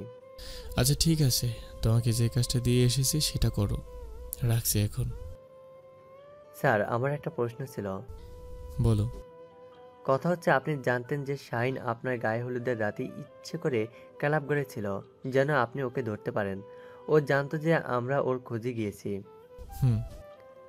আর আপনি এটাও জানতেন যে শাহিন চাইছে যে আমি ওকে ফলো করি, এই জন্য আপনি ওকে ছেড়ে দিয়েছিলেন। হুম। তার মানে এটা দাঁড়ালো যে আপনি বুঝে গিয়েছিলেন যে শাহিন জানে যে আপনি আমাকে বলেছেন যে ওকে যেন ফলো করি। হুম। তার মানে আপনি চেয়েছিলেন মালবিকা আর শাহিন মিলে যে প্ল্যান করেছে সেটা ওরা করবে, আর আপনি সব জানা সত্ত্বেও না জানা ভান করে ওদের ফাঁদে পা দিয়েছেন। এতে ওরা ভাবছে আপনি কিছুই জানেন না, অথচ আপনি সবই জানেন। আর শাহিনও ভেবেছে আপনি কিছুই জানেন না, এই জন্য নিজের মতো সবটা করেছে। আর আমি ওকে ফলো করছি সেটাও জানতো। মানে আপনি সব জেনে বুঝে এসব করেছেন, আর শাহিনকেও ছেড়ে দিয়েছেন, অথচ ওরা ভাবছে আপনি কিছুই জানেন না, যেমনটা আমি ভাবছিলাম যে আপনি কিছুই জানেন না। হ্যাঁ। তোমার আর কোনো প্রশ্ন আছে? আর থাকলে এই মুহূর্তে উত্তর দেব না, আমার সময় নেই। কথাটা বলে সমুদ্র ফোন রেখে দিল। এদিকে ইমরান হতবাক হয়ে দাঁড়িয়ে আছে। আপাতত তার মাথা ঘুরছে, কি একটা অবস্থা, এত কিছু হয়ে গেল। আরও ভাবছে সমুদ্র কিছু না জেনে বোকার মতো শাহিনকে ছেড়ে দিয়েছে, অথচ তার স্যার সব জানে। মানে উনি চোরকে বলেছে চুরি করতে, আবার এদিকে বাড়িওয়ালাকে বলছে সজাগ থাকতে। ওরে বাপরে, মাথা ঘুরছে আমার। কেউ পানি ঢালো। ম্যাডাম, এখান থেকে বাকি পথটুকু আপনাকে হেঁটে যেতে হবে। পর্ব 37। হেলিকপ্টার থেকে নেমে এসি গাড়িতে বেশ আরামে এসেছিল মালবিকা। হঠাৎ গাড়ি থেকে নামার পর এমন কথা শুনে বেশ বিরক্ত হলো। সামনে তাকিয়ে দেখে বাজারের মতো কিছু একটা। দুপাশে সবজি থেকে শুরু করে মাছ, কিছু দোকান আছে। দুপাশে দোকান, রাস্তা, তবে সেখানেও মানুষের ভিড়। বিকেল পড়ে গেছে, এই জন্যে সবাই বাড়ির জন্য আনাজ কিনতে ব্যস্ত। মালবিকাকে দেখে সবাই কাছে, কেননা ওখানে থাকা প্রায় সব মহিলাই বোরখা পরা, আবার কেউ কেউ শুধু সেখানে একটা শাড়ি পরে দাঁড়িয়ে আছে। এভাবে সবার তাকানো দেখে মালবিকার তেমন কিছুই যায় আসলো না, বরং এত মানুষের ভিড়ে সবার মধ্যে দিয়ে যেতে হবে ভাবতে বিরক্ত আর রাগ দুটোই লাগছে। ভালো করে দেখো আর কোনো রাস্তা আছে কিনা, এই পথ দিয়ে আমি কখনোই যাব না, নোংরা পরিবেশ। লোকটা বেশ নম্রভাবে মাথা নিচু করে বলল, ম্যাম, আমি সব খোঁজ নিয়েই বলছি। এখান থেকে সামনে গেলে একটা মাজার পড়বে, ওইটার পিছনে আর কিছু দূর গেলেই আমাদের গন্তব্য। আর সেখানে যাওয়ার জন্য আমাদের এই রাস্তা দিয়ে যেতে হবে ম্যাডাম, অন্য রাস্তা সেফ না। মালবিকার যেন বিরক্তির সীমা রইল না। ডান হাতে শাড়ির কুচি ধরে ধুপধাপ পা ফেলে সামনে যেতে লাগলো। পাশ থেকে একজন রাস্তাতে পানি ফেলতেই পানিটা গড়িয়ে মালবিকার পায়ের নিচ দিয়ে গেল। রাগে চোখে সেদিকে তাকাতে বৃদ্ধ লোকটি, হ্যাঁ হ্যাঁ হয়েছে, এরপর থেকে দেখে শুনে কাজ করবে, নয়তো বিপদে পড়ে যাবে। আপনি চলুন ম্যাম। অনুতপ্ত হয়ে মাথা নিচু করে বলল।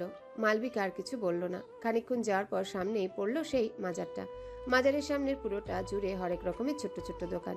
এখানে মানুষের আনাগোনা বেশ বেশি। মালবিকা সেদিকে পাত্তা না দিয়ে তার গন্তব্যের দিকে এগিয়ে গেল। মাজার পেরিয়ে বেশ কিছু দূর যাওয়ার পরে সামনে জঙ্গলের মাঝ দিয়ে ছোট রাস্তা। মালবিকা হাঁটা থামিয়ে পাশে তাকাতেই বডিগার্ড কারো কাছে ফোন দিল। বেশ কিছু সময় কথা বলার পর মালবিকার উদ্দেশ্যে বলল, ম্যাম, এখান থেকেই রাস্তা শুরু, আমরা প্রায় চলে এসেছি। মালবিকা কুচি ধরে রাখা হাতটা ছেড়ে দিয়ে বাঁকা হেসে অন্য হাতে থাকা সানগ্লাসটা চোখে পড়ে নিল। অতঃপর সাথে থাকা বডিগার্ডকে সেখানে দাঁড়াতে বলেও সামনের দিকে চলে গেল। আমার মতে দুইটা জায়গায় কখনই নিজের অধিকার ক্ষমতা ছেড়ে চলে আসা উচিত নয়। জোসেফের কথা শুনে ছবি আঁকতে থাকা রৌদ্রর হাতটা থেমে গেল।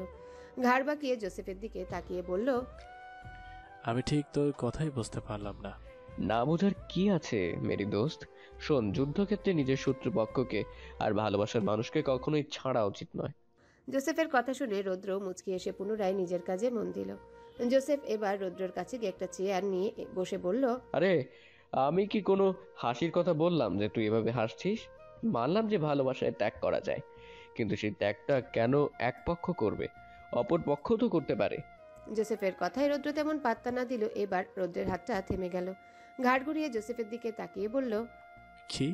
ঘাটা জায়গা মতো দিতে পেরে ঠোঁটের কোণে হাসি ফুটে উঠল জোসেফের। মালবিকার কাছ থেকে পুরো কাহিনীটা শুনে তারপর নিজের প্ল্যানটা সাজিয়েছে। রৌদ্রের কথায় পুনরায় বলা শুরু করলো, হ্যাঁ, আমি তো ঠিকই বলেছি ভাই, আমি কখনো নিজের ভালোবাসা ছাড়বো না। যাকে ভালোবাসবি সে যদি তোকে না ভালোবাসে, অন্য কাউকে ভালোবাসে, তখন কি করবি? রৌদ্রের কথা শুনে জোসেফ সঙ্গে সঙ্গে কিছু বলল না।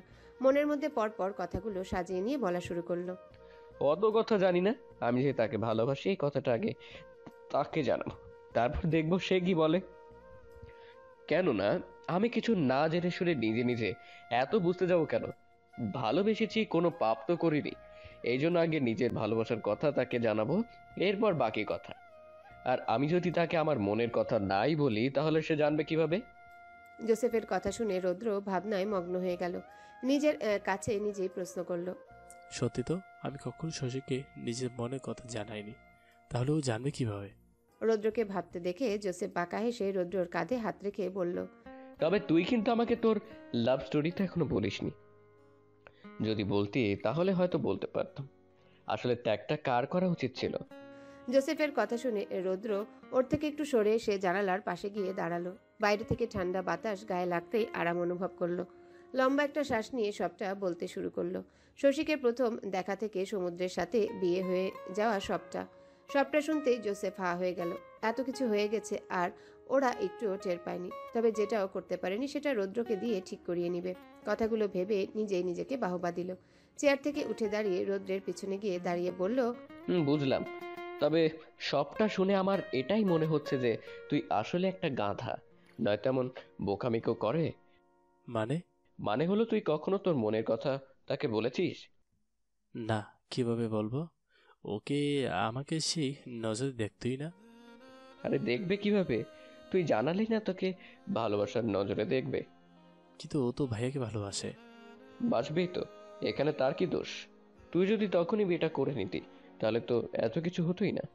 বিয়েটা করে বিদেশে আসলে এত সমস্যাই হতো না। আর তুই বলছিস তোর ভাই এই মেয়েটাকে পছন্দ করতো না, মেয়েটাও তোর ভাইকে পছন্দ করতো না। মেয়েটা কিন্তু আগেই তোকে পছন্দ করেছে। এরপর তুই ওদের দুজনকে একা ছেড়ে এখানে চলে আসলি। আরে দুজন কাছাকাছি পাশাপাশি থাকলে তো তাদের মধ্যে কিছু একটা তৈরি হবেই। তবে এটা দেখতে হবে যে সেটা আদেও ভালোবাসা নাকি মোহ। এইসব কি কি কথা বলছিস তুই? আমার মাথায় কিছু ঢুকছে না। আচ্ছা ঠিক আছে, একবার তুই নিজেই ভাব, তুই যদি শশী মানে মেয়েটার কাছে থাকতি, এখানে না এসে আর তোর ভাই যদি না থাকতো, মানে তোর ভাই জবে চলে যেত, তাহলে কি তাদের মাঝে কিছু হতো? জোসেফের কথা শুনে রৌদ্র এবার ভাবতে শুরু করলো। সত্যি যদি ভাইয়ার জায়গায় আমি থাকতাম তাহলে শশীর সাথে কি ভাইয়ার সম্পর্ক হতো? নিশ্চয়ই হতো না, কারণ ভাইয়া তো ওকে পছন্দই করে না। কিন্তু পরক্ষণে আবারও ভাবলো, না না, এসব আমি কি ভাবছি? এখন তো দুজন দুজনকে ভালোবেসে বিয়েও করে গেছে, এখন এসব ভেবে কি লাভ? কথাগুলো ভেবে রৌদ্র বলল, কিন্তু এখন আর এইসব ভেবে কি লাভ? যা হওয়া তো হয়ে গেছে, ওদের বিয়ে হয়ে গেছে আর ওরা সুখেও আছে। আদেও সুখে আছে তো? মানে হলো ক্ষণিকের দেখায় যেটা হয় সেটা ভালোবাসা নয়, মোহ, আবেগ।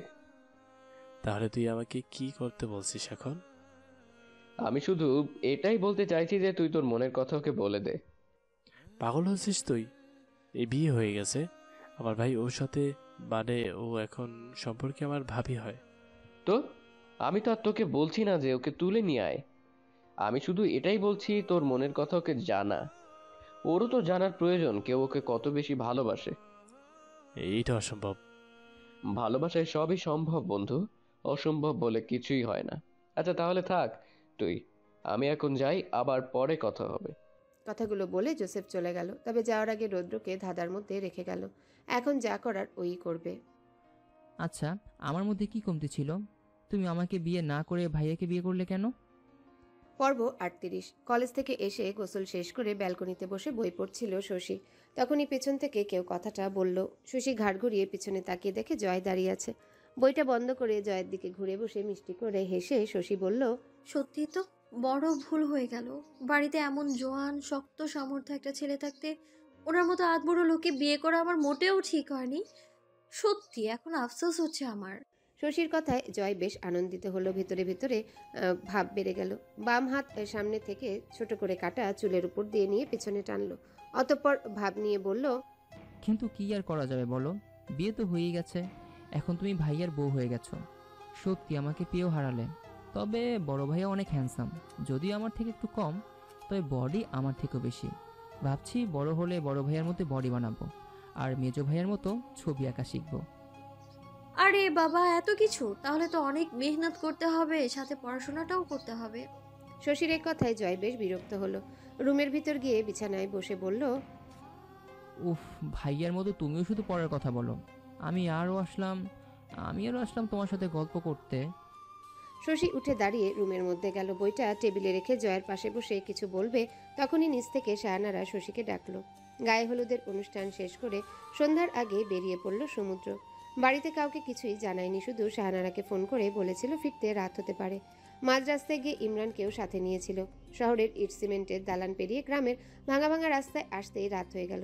রাস্তার একপাশে গাড়ি থামিয়ে ইমরানকে বলল গাড়িতে বসে থাকতে।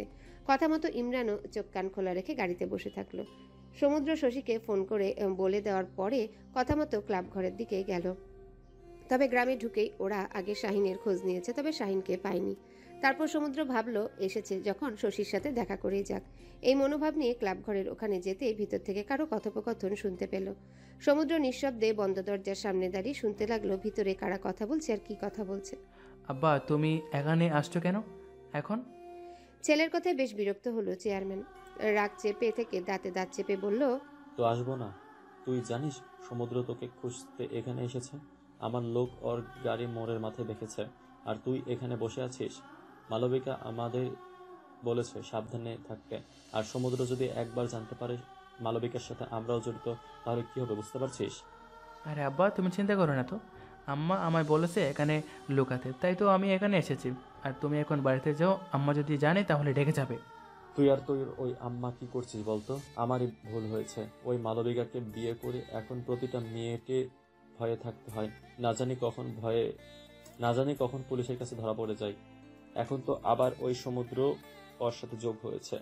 আচ্ছা শোন, তুই সাবধানে থাকিস, আমি এখন যাচ্ছি।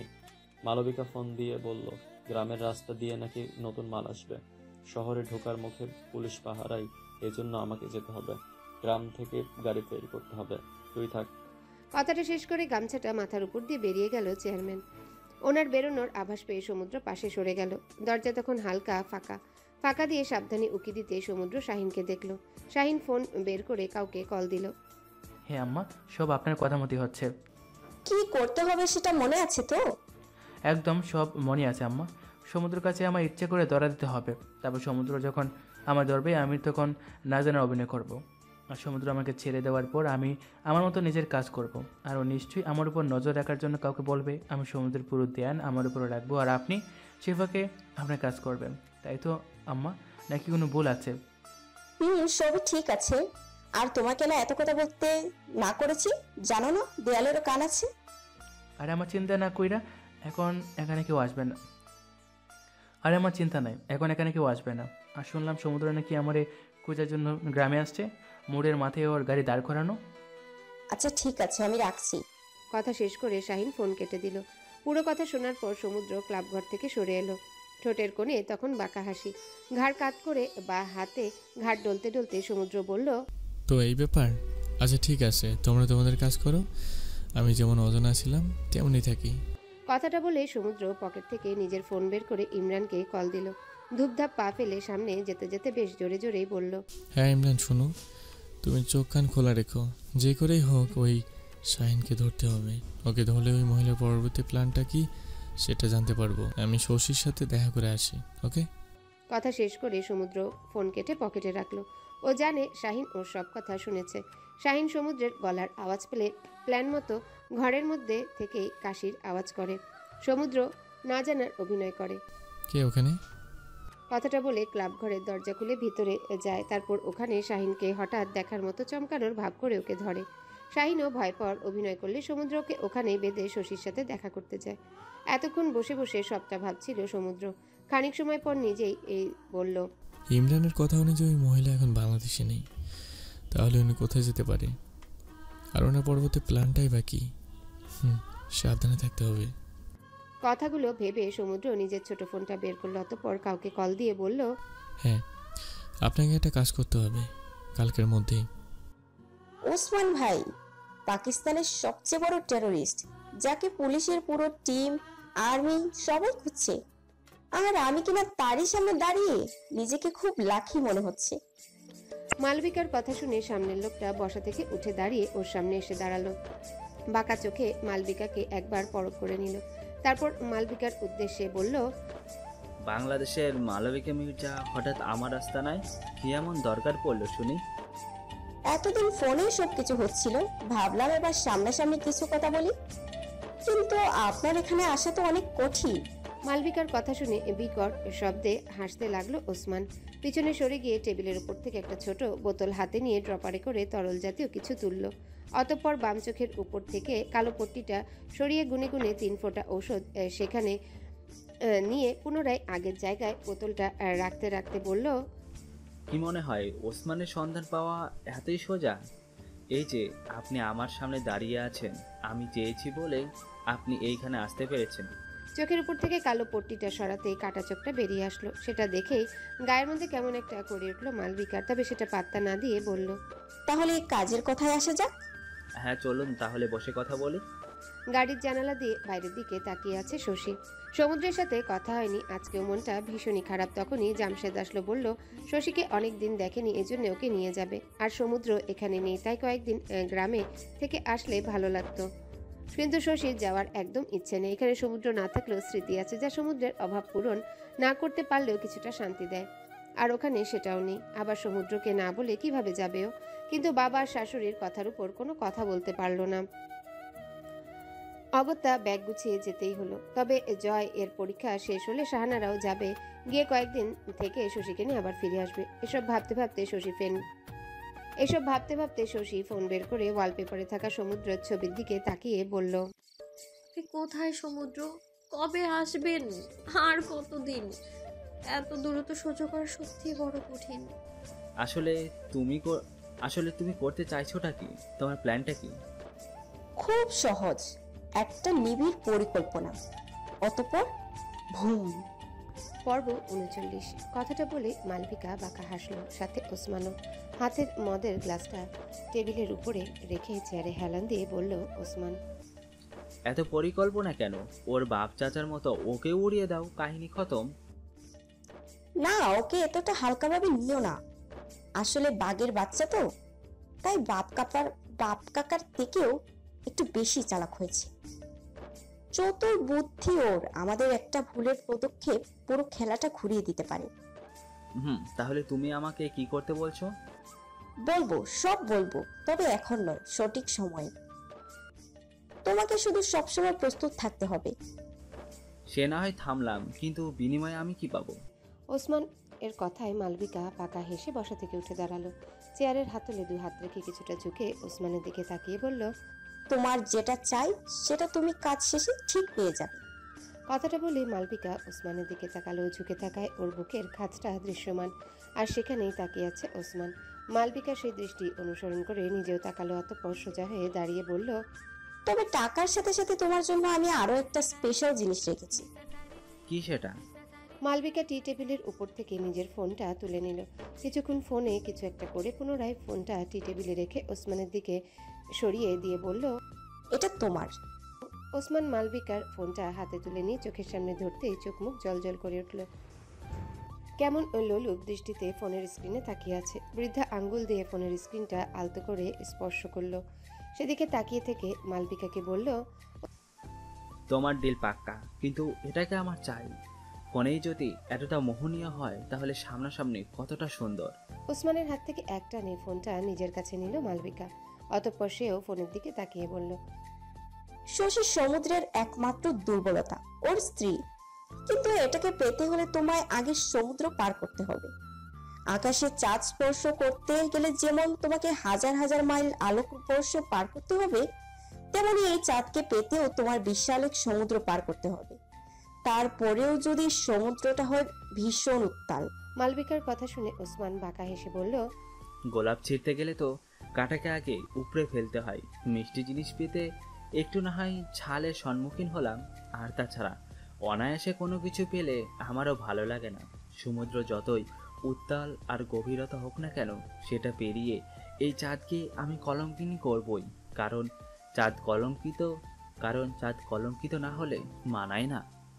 নিজের কাজ শেষ করে অনেক আগে রুমে চলে এসেছে রৌদ্র। রুমে ঢুকে আলো জ্বালিয়ে ভেতরে গেল। সামনের দিকে তাকিয়ে দীর্ঘ শ্বাস নিয়ে পাতলা কাপড়টা সরিয়ে দিতে ভেতর থেকে শশীর ছবিটা বেরিয়ে আসলো, যেটা রৌদ্র অনেক ভালোবেসে এঁকেছিল। বা হাতটা বাড়িয়ে ছবিটা ছুতে গিয়ে হাত মুঠো করে আবারও ফিরিয়ে নিল। শশীর হাস্যোজ্জ্বল মুখের দিকে তাকিয়ে বলল, তোমাকে ছোঁয়ার অধিকার এখন আর আমার নেই। তুমি কত নিষ্ঠুর গো, আমার ভিতরটা জ্বালিয়ে কি সুন্দর করে হাসতেছ। এই তোমার একটু কষ্ট হয় না? এইভাবে আমাকে ঝরিয়ে কি সুখ পাচ্ছ? তুমি মেয়ে, সত্যি মেয়ে, তুমি নির্দয়, হৃদয়হীনা। একপাক্ষিক ভালোবাসায় কষ্ট ছাড়া কিছুই পাওয়া যায় না। এত কষ্ট না পেয়ে কেন ভুলে যাচ্ছ না তাকে? কেন এভাবে নিজেকে তিলে তিলে শেষ করছো? কারো কথার আওয়াজ শুনে রৌদ্র পিছনে তাকালো। লিজা দরজায় দাঁড়িয়ে আছে। রৌদ্র ও বৃদ্ধা আঙ্গুলে নিজের অবাধ্য চোখের পানিটা মুছে নিষ্প্রাণ হাসি দিয়ে লিজার দিকে এগিয়ে গিয়ে বলল, আরে তুমি এই সময় কি মনে করে? কেন বন্ধুর বাসায় আসতে পারি না বুঝি? পারবে না কেন? অবশ্যই পারবে। আর এখানে আসার সবচেয়ে বেশি তোমার অধিকার আছে। প্রথম যখন এখানে এই অচেনা শহরে এসেছিলাম, তখন তো তুমিও বন্ধুত্বের হাত বাড়িয়ে দিয়ে তোমার চোখে এই অচেনা শহরের সাথে পরিচয় করিয়েছ। রৌদ্রের কথা শুনে লিজা দরজা ছেড়ে ভিতরে এসে বেডে বসে বলল, ওহ প্লিজ এইসব কথা বলো না তো, এসব শুনতে ভালো লাগে না আমার। আচ্ছা ঠিক আছে, বলবো না। এখন বলো কি খাবে? কিচ্ছু খাবো না আমি। এটা বলো, জোসেফের সাথে তোমার কথা হয়েছে? লিজার কথায় রৌদ্র লিজার দিকে তাকিয়ে চোখ সরিয়ে নিল। আগের ন্যায় শশীর ছবিটায় পাতলা কাপড়টা দিতে দিতে ভাবল, ও জানে লিজা জোসেফকে পছন্দ করে। প্রথম যেদিন জোসেফের সাথে লিজাকে পরিচয় করিয়ে দিয়েছে, সেদিনই লিজার চোখে জোসেফের জন্য কিছু একটা দেখেছিল। প্রেমিক তো, তাই অন্য কারো মনের কথা চোখের দ্বারা পড়ে ফেলতে পারে। কিন্তু জোসেফ ওর মনে লিজার জন্য তেমন কিছুই দেখেনি, শুধু সাধারণ আর সবার মতোই নিয়েছে লিজাকে। হয়তো লিজার অবস্থাও খুব শীঘ্রই তার মতোই হবে। কিন্তু আফসোসের বিষয় হলো এটাই যে রৌদ্র চেয়েও কিছু করতে পারবে না। ও কিভাবে লিজাকে বলবে? লিজা, তুমি জোসেফকে ভালোবাসা বন্ধ করে দাও। বিছানার উপর শশীর ফোনটা সমানে বেজে চলেছে, কিন্তু ধরার নামগন্ধ নেই। বাজতে বাজতে বন্ধ হয়ে গেলে পুনরায় আবারও বেজে উঠছে। জোনাকি কোনো একটা কাজে রুমে এসেছিল। শশীর ফোনটা এভাবে বাজতে দেখে হাতে নিয়ে দৌড়ে নিচে নেমে গেল। শশী তখন উঠানে পেতে রাখা বাঁশের চড়াটার উপর বসে পিঠা খেতে ব্যস্ত। শীতের সকাল সকাল বললে ভুল হবে, বেশ বেলা হয়েছে, কিন্তু কুয়াশার কারণে সূর্যের টিকিটাও দেখা যাচ্ছে না। এই জন্য আপাতত রোদেরও কোনো হদিস নেই। রান্নাঘরে পারভিন, শাহানারা সহ সবাই গল্প করছে আর পিঠা বানাচ্ছে। শশী নিজের সোয়েটার আরেকটু টেনে গলা ঢেকে সামনে বসা জয়ের টুপিটা টেনে কান ঢাকতে ঢাকতে বলল, আরে এভাবে কান বের করে রেখেছো কেন জয়? ঠান্ডা লাগবে তো। শশীর কথায় জয়ের তেমন কোনো হেলদোল দেখা গেল না। সে এখন পিঠা খেতে ব্যস্ত। বা হাতে লাল হওয়া নাকটা ডলে আবারও খেতে শুরু করলো। 2 দিন আগেই ও শাহানারার সাথে এখানে এসেছে। শহরের তুলনায় গ্রামে একটু বেশি শীত, এই জন্য আসতে না আসতেই ঠান্ডা লেগে গেছে। শশী জয়ের থেকে সরে একটা পিঠা নিয়ে কামড় দিতেই জোনাকি দৌড়ে এসে হাঁপাতে হাঁপাতে বলল, এই আপা, তোর ফোন বাজতেছে সেই কখন থেকে, আমি না গেলে তো ঠিকই পেতাম না। জোনাকির কথা শুনে শশী তড়িঘড়ি করে ফোনটা হাতে নিয়ে দেখে সমুদ্র কল দিয়েছে। শশী হাতের পিঠাটা রেখে ফোনটা রিসিভ করে কানে চেপে বলল, একটু দাঁড়ান। কথাটা বলে চড়ার থেকে নেমে স্যান্ডেল পায়ে দিয়ে নিজের রুমের দিকে চলে গেল। জোনাকি শশীর জায়গায় বসতে বসতে জয়ের দিকে তাকিয়ে বলল, তোমার নাক এত লাল কেন? কেউ ঘুষি মেরেছে বুঝি? তুমি সত্যি বোকা। আরে কারো সাহস আছে নাকি আমাকে মারার?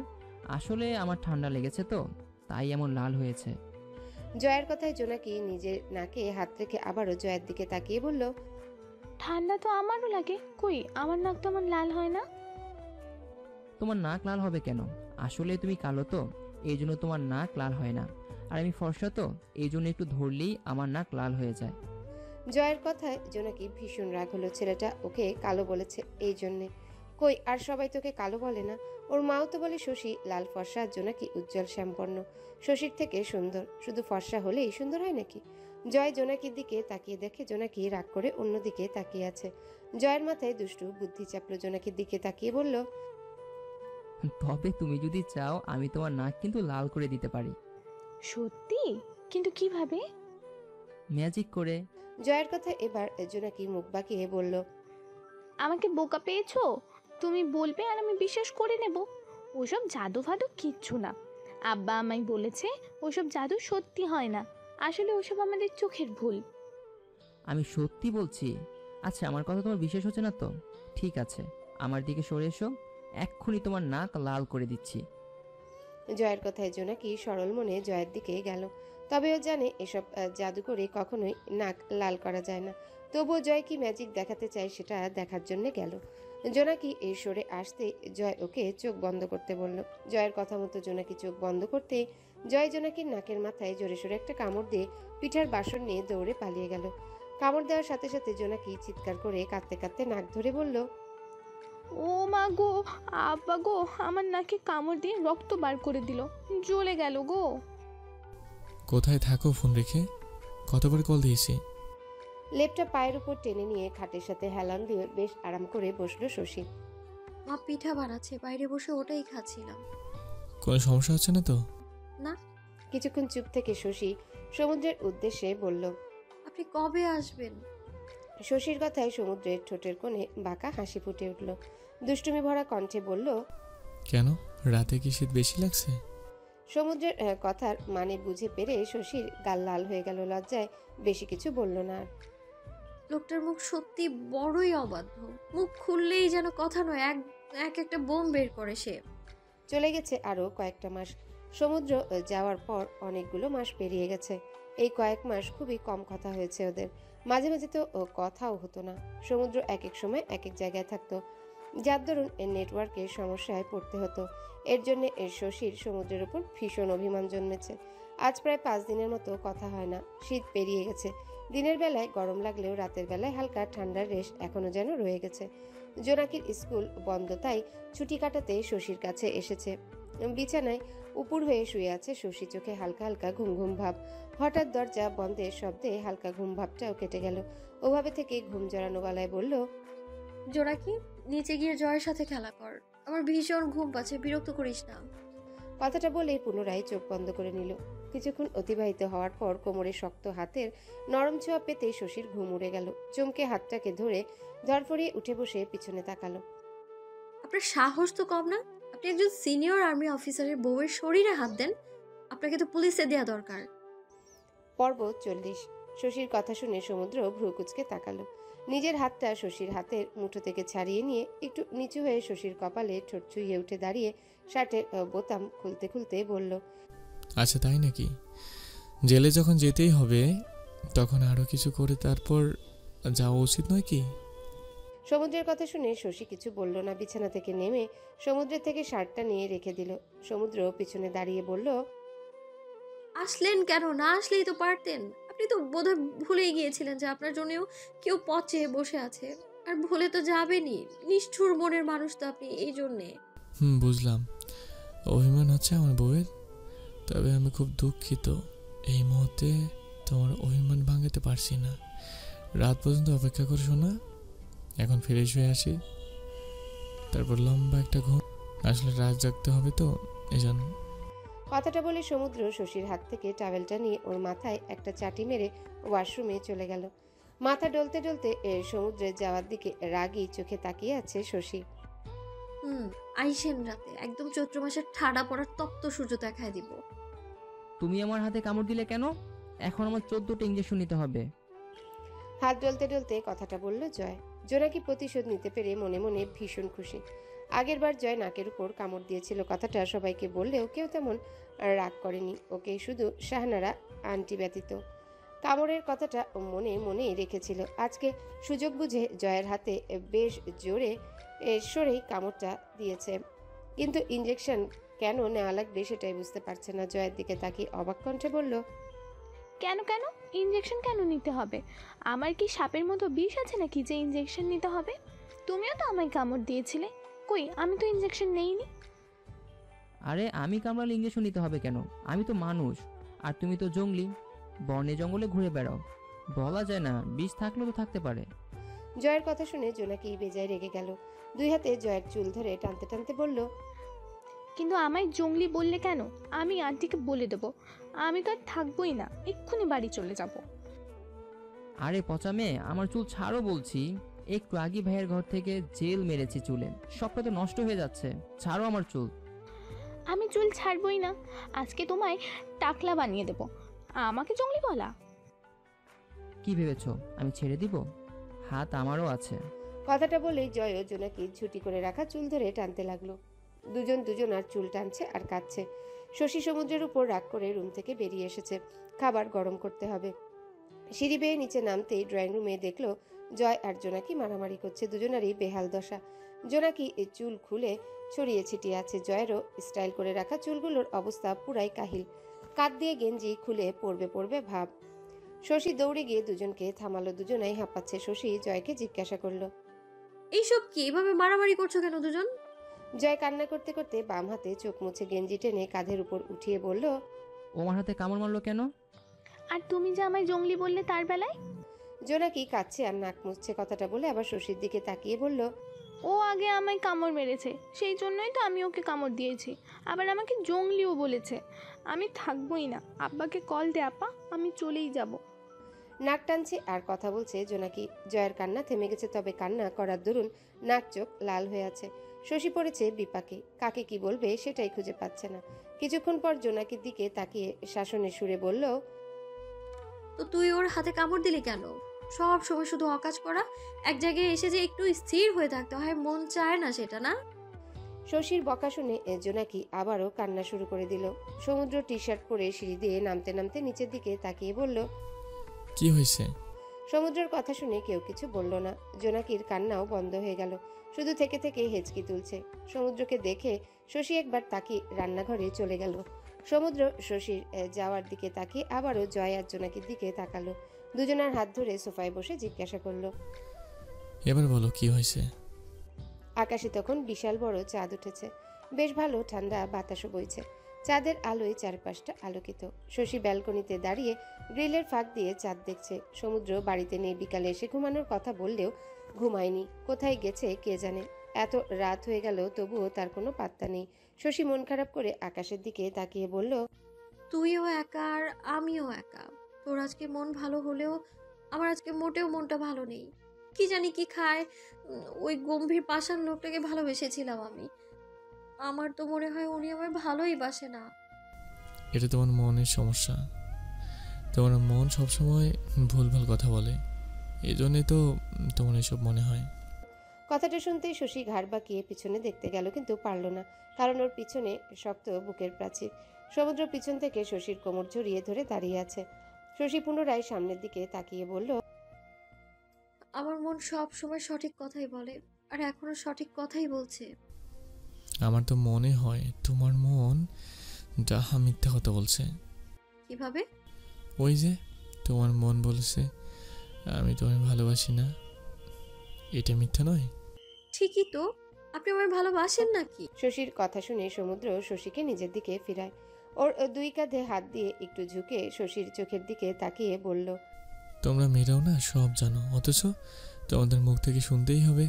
কথাটা বলে সমুদ্র শশীকে নিজের বুকের মধ্যে নিয়ে শক্ত করে জড়িয়ে ধরে নিজের শক্ত বুকের সাথে শশীর নরম শরীরটাকে মিলিয়ে নিল। অতঃপর ফিসফিস করে শশীর কানে বলল, শুনেছিলাম মানুষ নাকি হাসির প্রেমে পড়ে, কিন্তু আমি তো তোমার ওই অশ্রু ভেজা ওই টলটলে দুটো মায়াবী চোখের প্রেমে পড়েছিলাম। সমুদ্রের কথা শশী বুঝতে না পেরে বলল, মানে? শশীর কথা শুনে সমুদ্র নিজের মাথা দিয়ে শশীর মাথায় হালকা গুঁতা দিয়ে বলল, বোকামি কিছুই বোঝে না। মনে আছে তোমার, তুমি পেয়ারা হাতে রাস্তার পাশে দাঁড়িয়ে পেয়ারা খাচ্ছিলে। ছোটোখাটো ধরনের পিচ্ছি একটা মেয়ে চুরি করেছে, আবার অন্যকে ইন্টেনশন দিচ্ছে কিভাবে চুরি করতে হয়। আমি তোমাকে ভালোভাবে জিজ্ঞাসা করলাম জমশেদ মাস্টারের বাড়ি কোনটা, আর তুমি বললেও না, অথচ তোমার বাপের বাড়িটাই খুঁজতেছিলাম। সমুদ্রের কথা শুনে শশী না কুচিয়ে বলল, তো ভালো করে জিজ্ঞেস করতেন তাহলে অবশ্যই বলতাম। কিভাবে গুন্ডার মতো ফাটা বাঁশের কণ্ঠে কথা বলছিলেন? একটা বাচ্চা মেয়ের সাথে এভাবে কেউ কথা বলে? শশীর কথায় সমুদ্র মুচকি এসে ওর নাকটা টেনে দিয়ে বলল, তাহলে কি প্রথম দেখায় কোনো মেয়ের সাথে গম্ভীর কণ্ঠে কথা বলবো না তো লুতুপুতু কণ্ঠে কথা বলবো? সমুদ্রের কথায় শশী আর কিছু বলল না। পরক্ষণে সমুদ্রের দিকে তাকিয়ে বলল, তাহলে ওই দিন সালিশে আমায় বিয়ে করতে বললে বিয়ে কেন করলেন না? যদি শাহিনের সাথে বিয়ে হয়ে যেত তখন? অতই সোজা।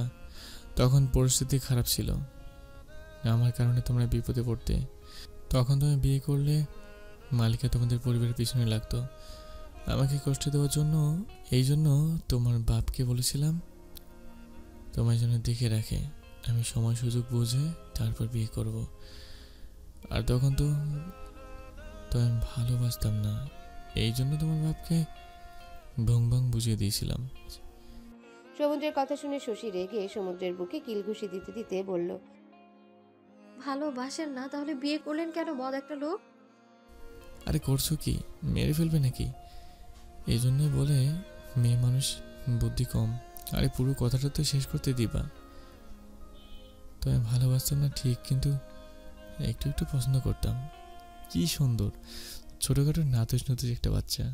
সমুদ্রের এমন কথা শুনে শশী চোখ পাকিয়ে তাকাতেই সমুদ্র সিরিয়াস মুখ করে বলল, আচ্ছা আর মজা করছি না। তোমায় নিয়ে যেদিন প্রথম আমাদের বাড়ি আসছিলাম, ওই দিন তুমি গাড়িতে বসে কাঁদছিলে। ব্যাস ওই দিন তোমার কন্দরনত মুখটার দিকে তাকিয়েই আমার সর্বনাশটা হলো। কথাটা বলেই সমুদ্র শশীর কপালে চুমু দিল। শশীও লজ্জা মাখা মুখে সমুদ্রের দিকে তাকিয়ে আবারও মাথা নিচু করে নিল। কিছুক্ষণ পর সমুদ্র কিছু একটা মনে পড়ার ভঙ্গিতে বলল, আরে আমার তো মনেই ছিল না। ইস, কিভাবে যে ভুলে গেলাম। সমুদ্রের কথা শুনে শশী চিন্তিত মুখে বলল, কি হয়েছে? আরো রাত তো বেড়েই যাচ্ছে, অথচ আমার বউকে আদর করার কথা মনেই ছিল না। কেমন বেমালুম ভুলে বসেছি আমি। কেমন ধরে স্বামী আমি তোমার, বলো তো? সমুদ্রের কথা শুনতেই শশী লজ্জায় মুখ ঢেকে বলল, ছি, কি সব ভুলভাল কথা বলেন, ছাড়ুন তো আমায়। সমুদ্র শশীকে কোলে তুলতে তুলতে বলল, কিসের ছাড়াছাড়ি, এখন শুধু ধরাধরি হবে। ভালোবেসে বলেই যে তাকে পেতে হবে এটা কোথায় লেখা আছে?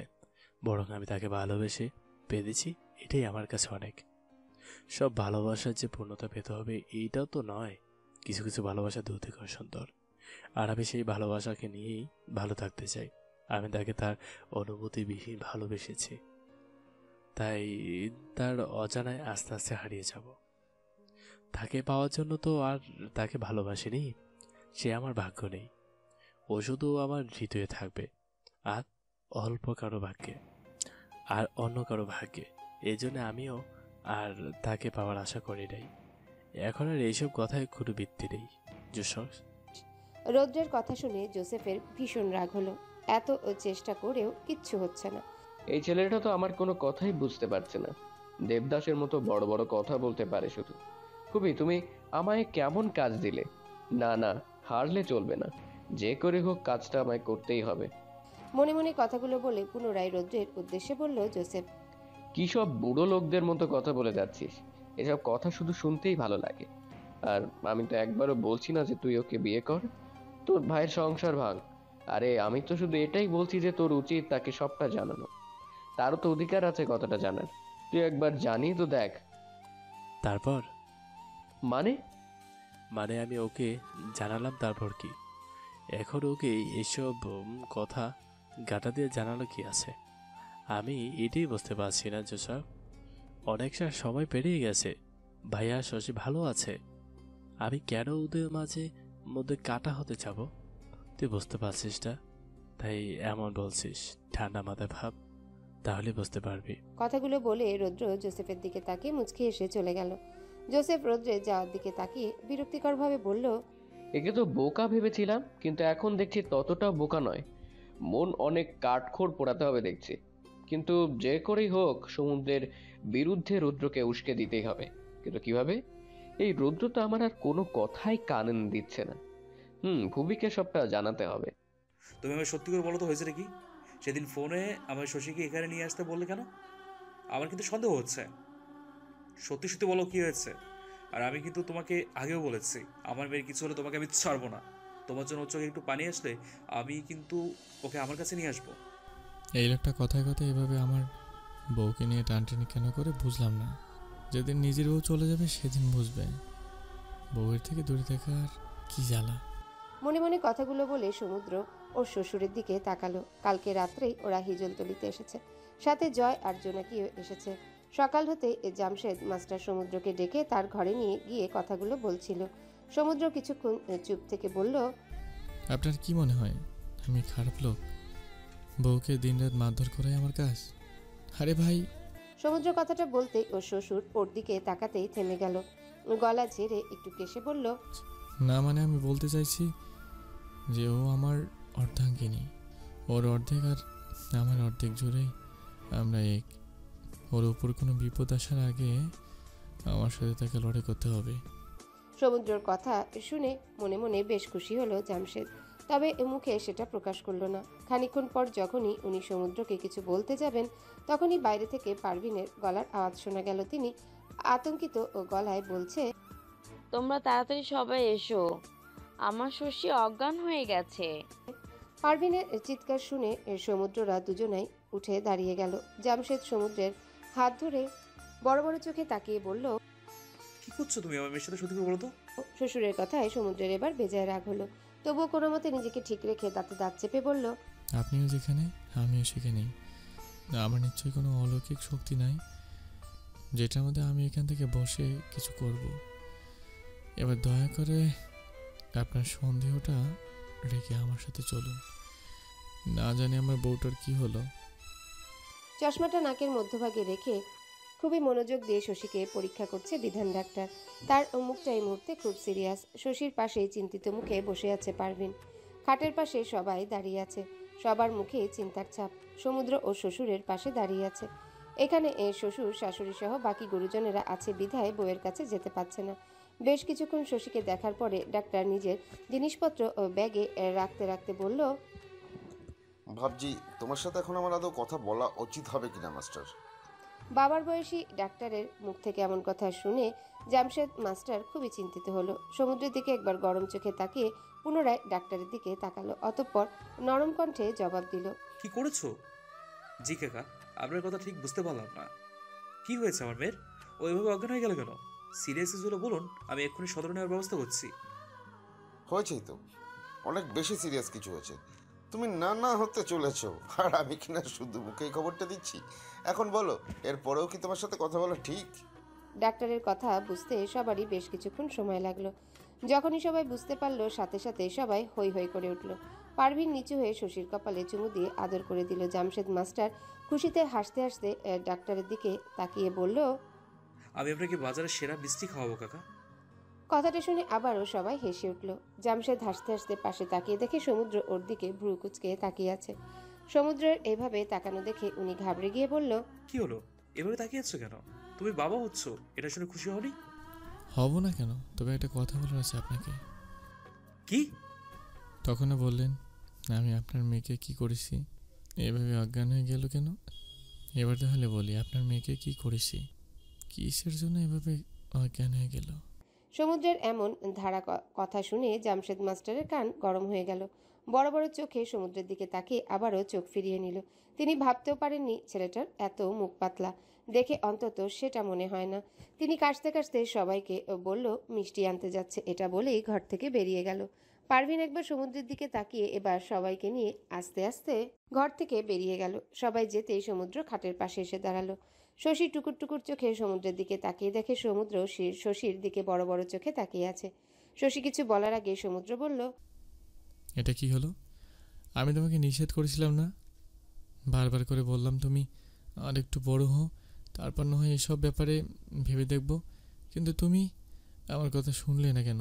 সমুদ্রের কথা শুনে শশী ঠোঁট উল্টে বলল, আসলে অ্যাক্সিডেন্টে হয়ে গেছে। আমার কি দোষ? আমি বড় হতে হতে তো আপনি বুড়ো হয়ে যাবেন। তখন বেবি নিলে দেখা যাবে বেবি আপনাকে বাবা না ডাকে দাদু ডাকছে। তাই আপনার কথা ভেবেই তো এরকমটা করলাম। আর আপনি এখন আমায় বকা দিচ্ছেন? শশীর এমন কথা শুনে সমুদ্রের বেশ হাসি পেল, তবে হাসল না। শশীর কাছে বসে নিচু হয়ে ওর কপালে নিজের ঠোঁট ছোঁয়ালো। অতঃপর শশীর বুকের উপর মাথা রেখে বলল, আমার ছোট্ট ভালোবাসাটা আর একটা ছোট্ট প্রাণ কানার জন্য তোমাকে অনেক অনেক ভালোবাসা। আমি অনেক খুশি হয়েছি, অনেক ভালোবাসি তোমায়। তুমি নিজে এখনো ছোট, সেজন্যই তো আমি এটার কথা ভাবতে কেউ ভাবিনি। সমুদ্রের কথা শুনে শশী ভীষণ খুশি হলো। লোকটা বিয়ের এতদিন পরে আজকে মুখ ফুটে ভালোবাসি বলল। সত্যি ছেলেরা বাবা হওয়ার কথা শুনলে এতটা খুশি হয়? শশী সমুদ্রের দিকে তাকিয়ে বলল, তাহলে আমায় কোলে নেন। সমুদ্র মাথা উঠিয়ে শশীর দিকে তাকিয়ে হেসে উঠল। শশী এবার লজ্জা পেয়ে দুই হাতে নিজের মুখ ঢেকে বলল, আমি আর কিছুই বলবো না, আপনি শুধু আমায় লজ্জা দেন। হ্যালো বন্ধুরা, পরবর্তী পার্ট খুব তাড়াতাড়ি আসবে, তো সবাই অপেক্ষায় থাকো। আর চ্যানেলটি যারা এখনো সাবস্ক্রাইব করোনি তারা পরবর্তী পার্ট দেখার জন্য চ্যানেলটি সাবস্ক্রাইব করে রেখো। ধন্যবাদ সবাইকে, আমাদের সাথেই থেকো।